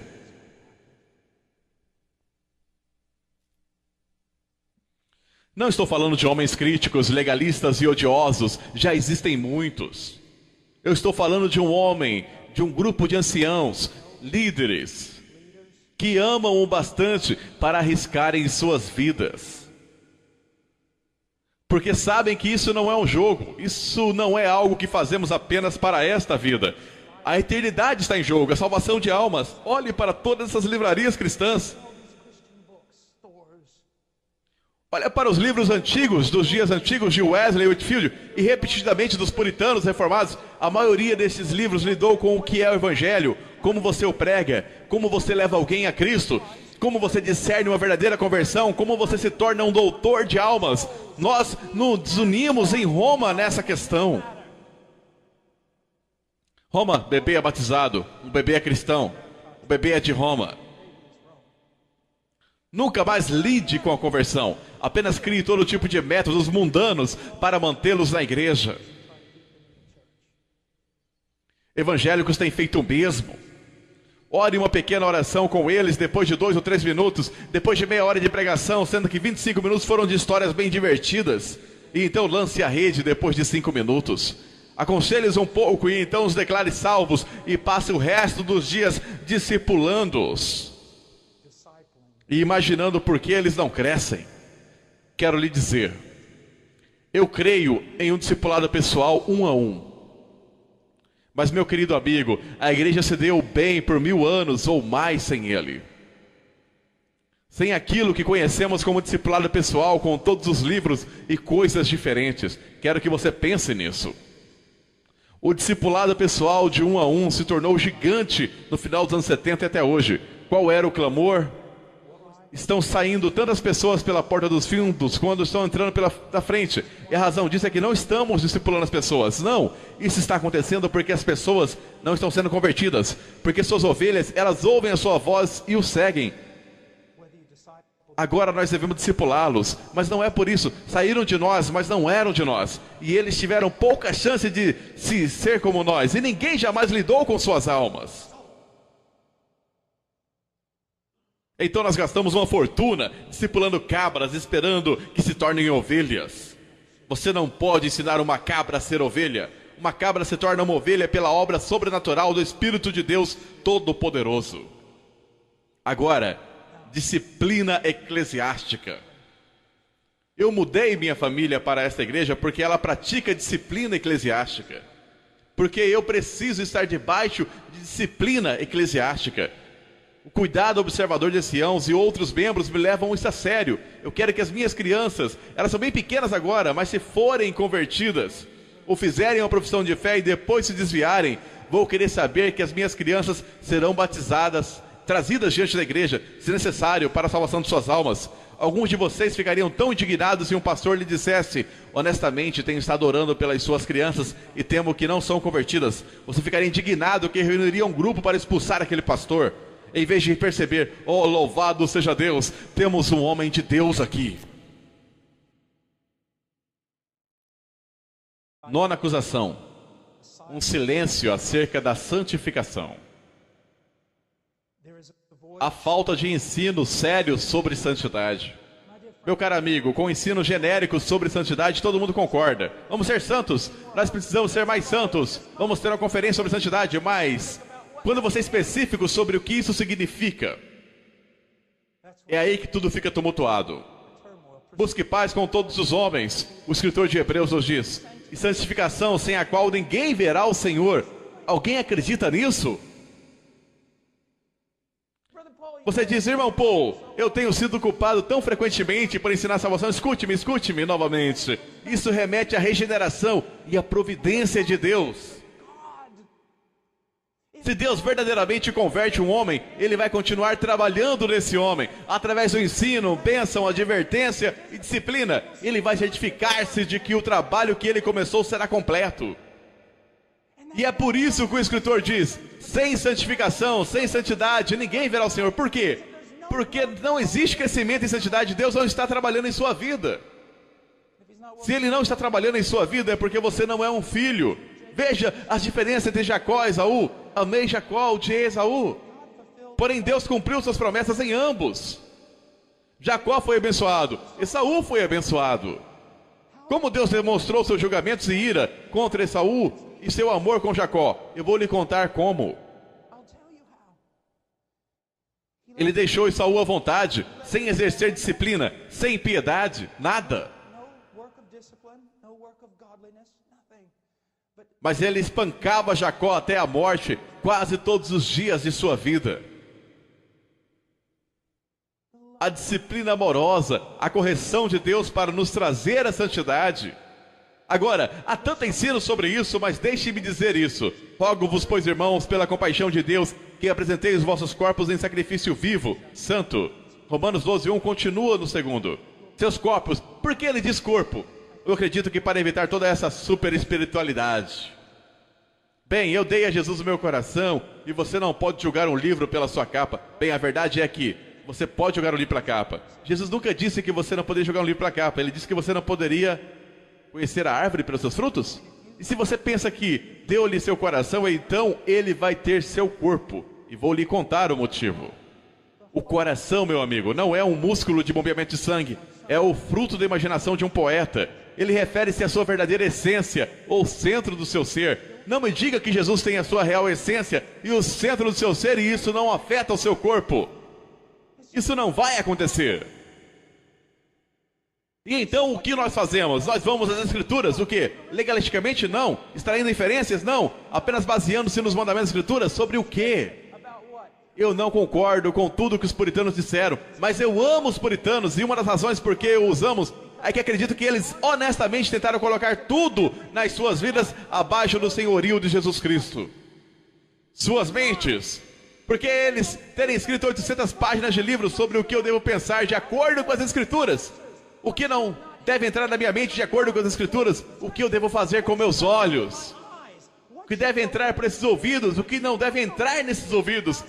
Como a língua deve ser dirigida? Qual deve ser a direção da minha vida? Sim, eu vou te assustar até a morte. Como eu devo me vestir? Agora eu tenho que ser cuidadoso aqui. Eu não quero criar inferências. Meu querido amigo, minha esposa diz assim: se as roupas não são uma moldura para o seu rosto, pelo qual a glória de Cristo é manifestada, então é de Deus. Mas se suas roupas são uma moldura para seu corpo, é sensual e Deus odeia. Disse-o bastante? Agora, eu posso falar tudo sobre santidade. A santidade não é apenas uma expressão exterior, mas nós nos tornamos um povo que usa a obra do interior do Espírito Santo como uma desculpa para dizer que nada vai acontecer pro lado de fora. E isso não é verdade. Alguns jovens dentre vocês clamam, provavelmente mais do que eu, para que o Espírito de Deus preencha-os e trabalhe em vocês. Mas é necessário apenas meia hora de televisão para entristecê-lo de tal forma que ele estará a quilômetro de vocês. 99% pura, 1% esgoto, eu não bebo. Uma vez eu estava tendo lutas e Leonard Ravenhill estava conversando com um querido amigo meu que estava dizendo: irmão Leonard, um rapaz, o irmão Paul, ele está realmente tendo lutas. E ele mandou um folheto e eu ainda tenho aquele folheto. Eu nunca vou me desfazer daquilo. Ele dizia: outros podem, você não. Eu não necessariamente concordo com tudo. Escute-me, rapaz. Eu não vou a shoppings. Eu não vou, não porque sou mais santo do que você, é porque eu sei quem eu sou.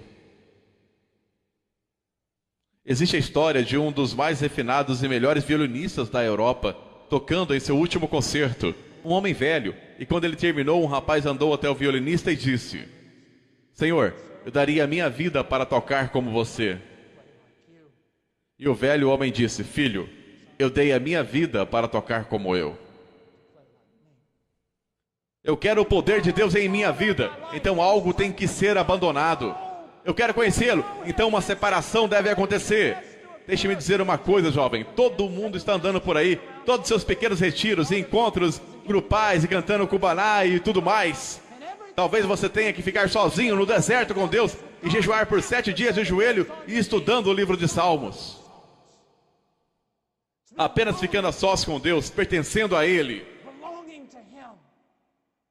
Para ser um homem de Deus, deve existir um senso onde algumas vezes até sua esposa, que é sua própria carne, uma com ela, ela olha em seus olhos e sabe que não pode ir aonde você está indo. Existe silêncio acerca da santificação. Eu penso, não se una a descrentes, porque qual parceria há entre retidão e iniquidade? Nenhuma. Ou qual companheirismo tem a luz com as trevas? Nenhum. Trevas é o oposto da revelação de Deus. Ou que harmonia Cristo tem com Belial? Nenhuma. Ou que tem o crente com o descrente? Nada. Ele diz, saia do meio deles. Saia do meio do quê? Saia do meio da iniquidade, trevas, tramas satânicas e da vida e mundanismo do descrente. Saia disso.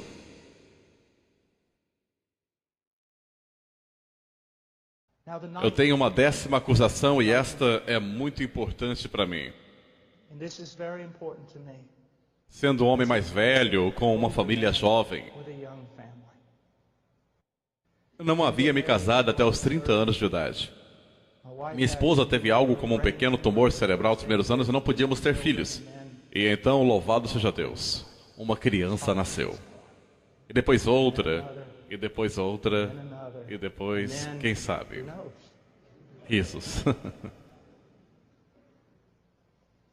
A psicologia e a sociologia têm substituído as escrituras no que diz respeito à família.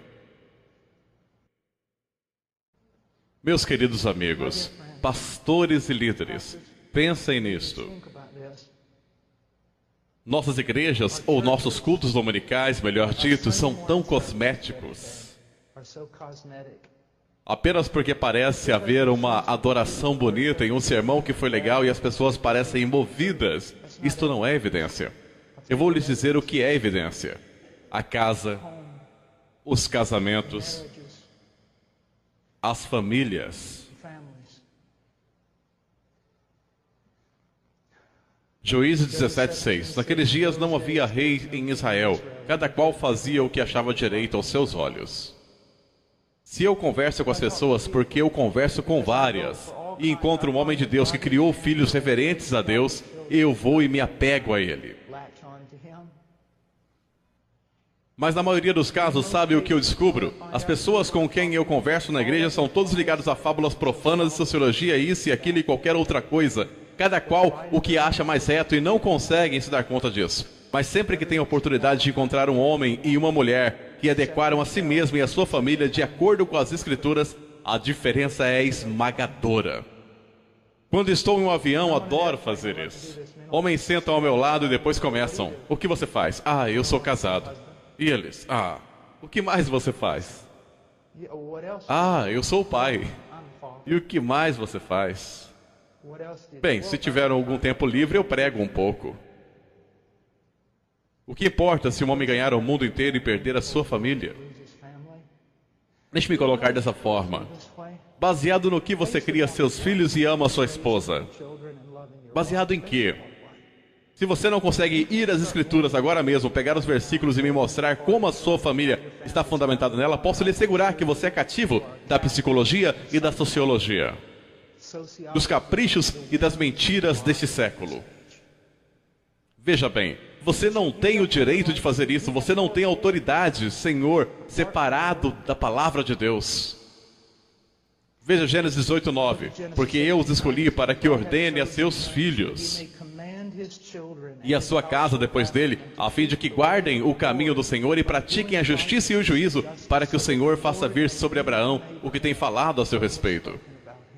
Que maravilhoso!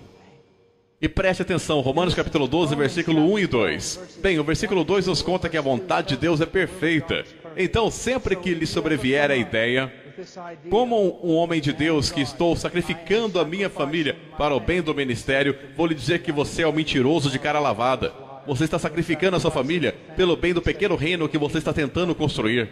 Porque a vontade de Deus é perfeita. Isso significa que eu não tenho que violar a vontade de Deus no que diz respeito à minha família, a fim de cumprir a vontade de Deus no que diz respeito ao meu ministério.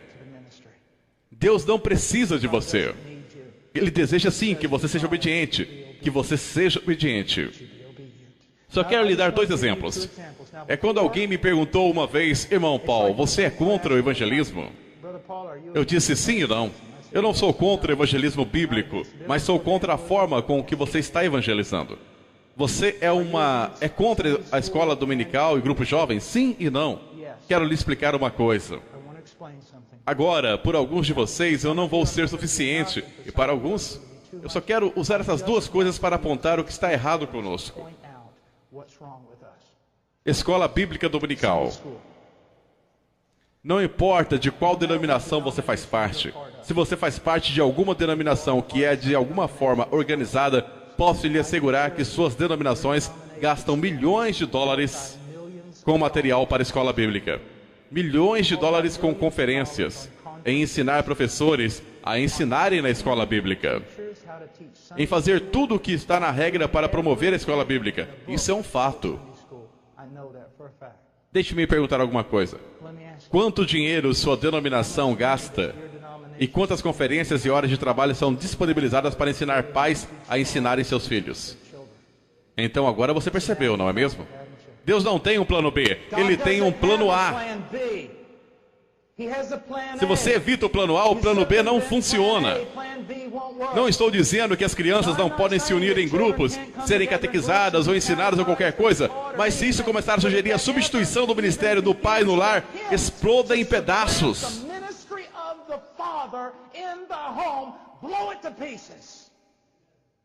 Entende o que estou dizendo? Olhe apenas para este pequeno exemplo. Tudo pela escola bíblica, tudo pela escola bíblica, mas há dificilmente uma conferência em todo o país para ensinar homens a educarem seus filhos. Na maioria das vezes, a escola bíblica não é nada mais do que entretenimento, pois o professor de escola bíblica não tem a autoridade para disciplinar seus filhos. E ainda que tivesse, não fariam, pois não acreditam nisso.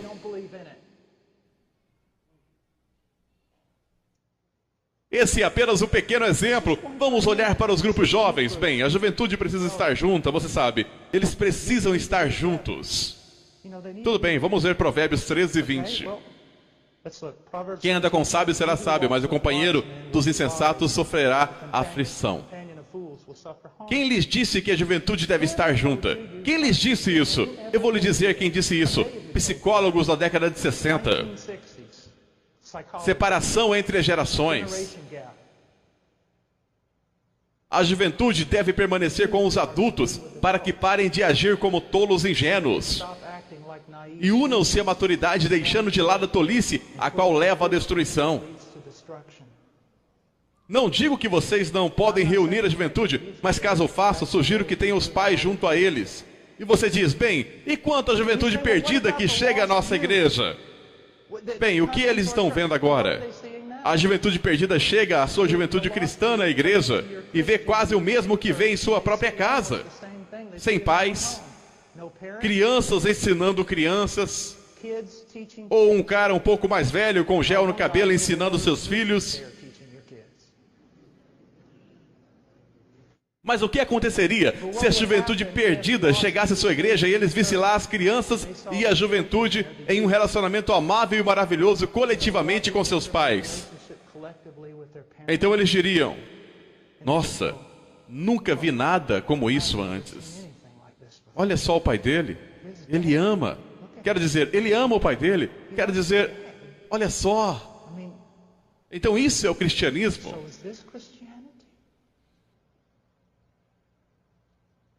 Veja, meu querido amigo, vamos dizer, eu não sou médico, mas um homem vem a mim com um sangramento na testa e diz, irmão Paul, já fui a todos os lugares, ninguém consegue diagnosticar o meu problema. Eu digo, bem, eu não sou médico, mas vou segui-lo por 24 horas. E eu noto que sempre que o relógio soa, soando 1 hora, ele bate em sua própria cabeça com um tijolo uma vez. Soando 2 horas, ele bate com o tijolo em sua própria cabeça 2 vezes. Soando 12 horas, ele bate 12 vezes em sua própria cabeça com o tijolo. Após observá-lo cautelosa e cuidadosamente, fazendo anotações por 24 horas, eu vou até ele e digo, sabe, acho que descobri qual é o seu problema.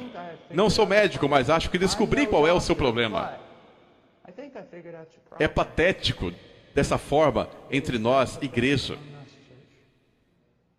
Por que nossos filhos fazem o que fazem? Porque tudo é como um velho, querido santo. Alguém o questionou uma vez por que seu filho adolescente sair de uma moça jovem para um lugar reservado. E disseram, você não confia em seu filho? Ele disse, não, eu confio em meu filho. O que fez pensar isso? Eu não confio em seu pai. Eu não deixaria o pai dele sozinho com uma mulher que não fosse sua esposa. E tenho muito mais a perder que o menino. Tenho muito mais controle sobre minha própria vontade do que um adolescente com hormônios raivosos. O que o fez pensar que eu o deixaria? Nós violamos princípios bíblicos após princípios bíblicos, após princípios bíblicos. E depois imaginamos por que está tudo uma bagunça. Apenas uma passada bem rápida comigo. Vocês sabem que quando eu digo bem rápido, estou falando em alegoria ou algo assim. Ai, ai. Vá até 1 Timóteo.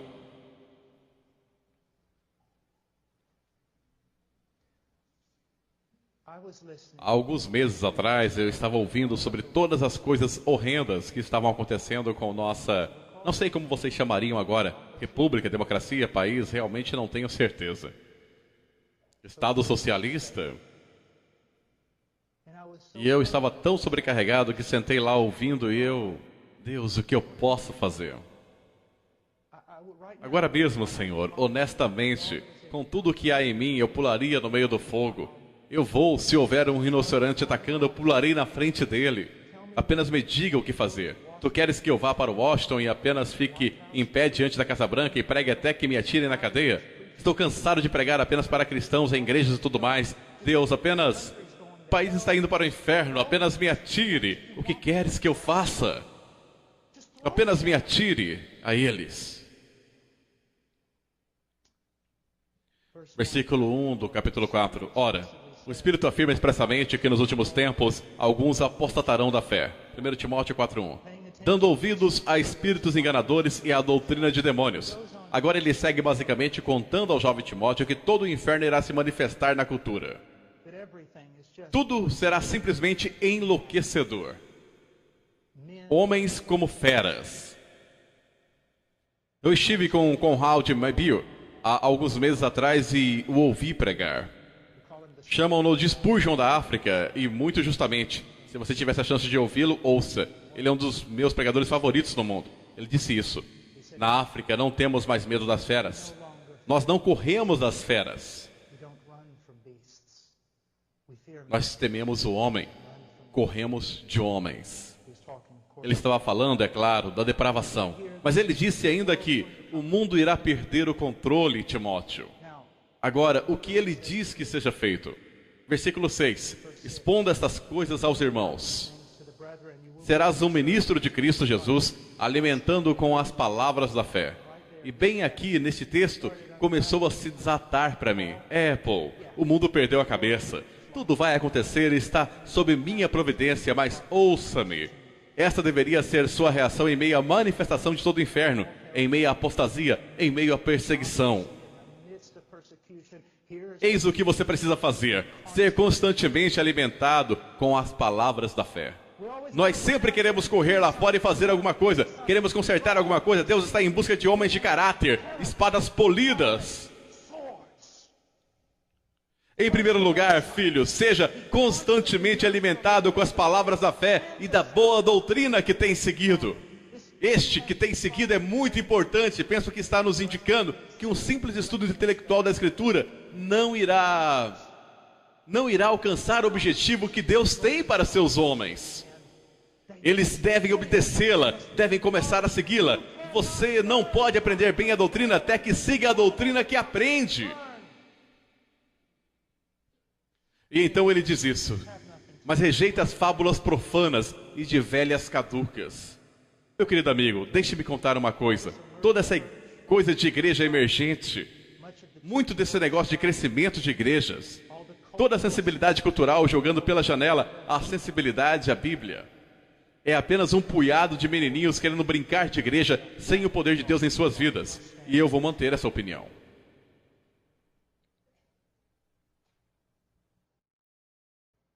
É um pouco menos que Davi tentando se ajustar à armadura de Saul. Pouco me importa. Quanto mais você confia no braço da carne, menos você verá o poder de Deus. Ele diz: exercita-te pessoalmente na piedade. 1 Timóteo 4:7. Homem de verdade, você quer avivamento? Eu também. Entretanto, nós precisamos de um exército. Se espadas poderosas, se espadas flamejantes, lanças, espadas e armamento cairão do céu para que nós lutemos, então precisamos ser o tipo de homens que possam arcar com tais coisas, manejá-las e lutar com elas com bom caráter.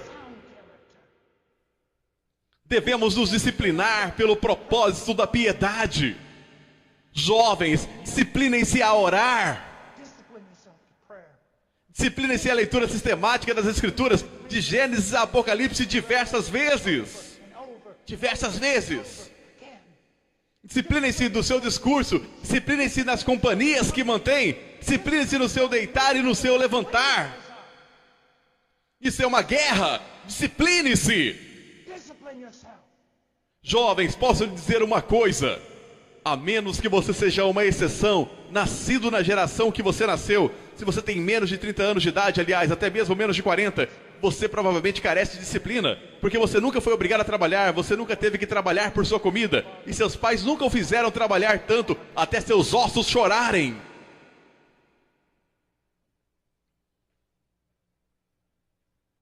Os homens que mais têm realizado e sido usados por Deus têm sido homens de trabalho no ministério. Isso é duro e vai lhe custar tudo. Tudo, tudo. E assim que você for um homem velho, estará quebrado, mas forte nas coisas de Deus. Exercita-te pessoalmente na piedade, pois o exercício físico para pouco é proveitoso, mas a piedade para tudo é proveitosa, porque tem a promessa da vida que agora é e da que há de vir. Ah, meus queridos amigos, quem se importa com a vida melhor agora? Eternidade! O dia em que você se põe de pé naquele salão de granito diante do Senhor da glória, e reis e os maiores homens da terra são divididos, partidos e selecionados, alguns lançados no inferno eterno e alguns convidados à glória eterna. Viva para a eternidade!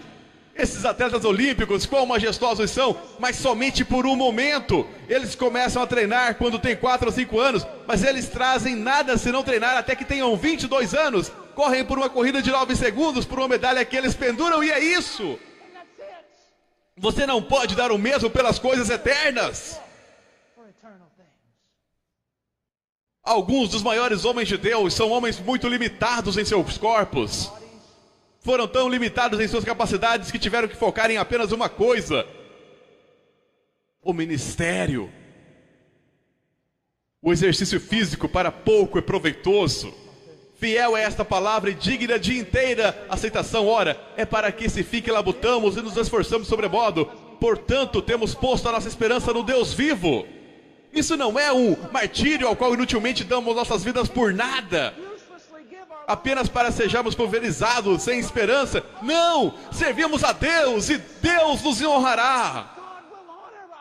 Nós colocamos nossa esperança nisso e isso nos dá força. Força! Ah, essa vida é um vapor, eu tenho 47 anos, mas ontem eu tinha 21. Para onde foi tudo isso? É um vapor, e enquanto você tem força, pregue. Eu louvo a Deus, pois por sua providência, enquanto eu era jovem, passei a minha vida nas montanhas dos Andes e nas selvas do Peru, fazendo o que eu tenho mais força para fazer. Enquanto você é um jovem, enquanto há força em você, trabalhe com toda a sua energia. Pegue aqueles estúpidos jogos de videogame que você tem e esmague-os com seus pés. Jogue a TV pela janela. Você foi feito para coisas maiores do que essas. Se você é um filho do rei, nada nessa terra pode satisfazê-lo. Nada. Ordena e ensina estas coisas. Agora há muito aqui, mas olhe no versículo 15. Medita essas coisas, ocupa-te delas, para que o teu aproveitamento seja manifesto a todos. 1 Timóteo 4,15. Vamos dizer que uma mesa de madeira, meu filho derrama um copo da água. E pela lógica da natureza, as leis que Deus colocou nela, a água acumula um pouco na mesa, o suficiente para que você possa ver uma poça. Você passa por ali e diz: a água derramada na mesa é evidente para todos.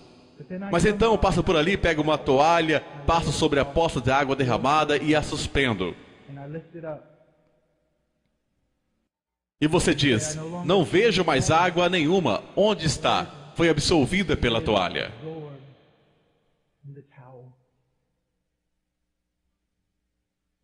Homens, vocês devem estar absolvidos nessas coisas de piedade e caráter.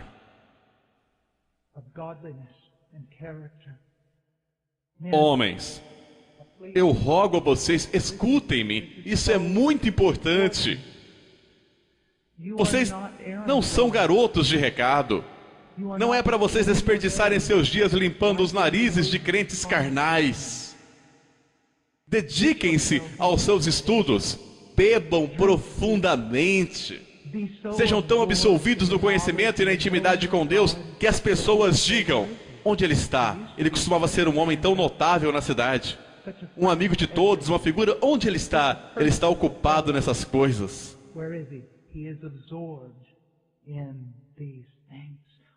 Nós somos homens de Deus, somos ministros do Altíssimo.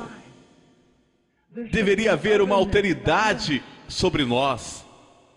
Deveríamos ter um olhar de contemplação em direção a um ganho distante. A maior coisa que podemos fazer pelo nosso povo é sermos homens de Deus, ocupados nas coisas de Deus, para que quando abrirmos nossas bocas, a palavra de Deus saia. Na igreja que frequento, Jeffrey Noblet é o pastor principal. Ele sempre se dedicou aos estudos. Mas quando eu cheguei lá, conversei com ele, conversei com outros líderes. E sempre que alguém me perguntava alguma coisa, eu dizia: por favor, faça isso. Tomem o quanto puder do fardo do irmão Noblet e deixem que ele viva para o estudo com Deus.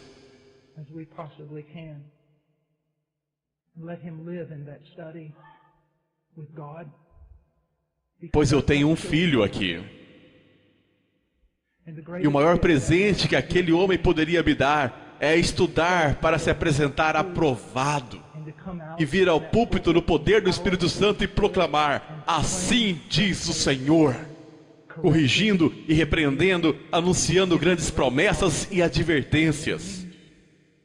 Por favor, façam isso por mim.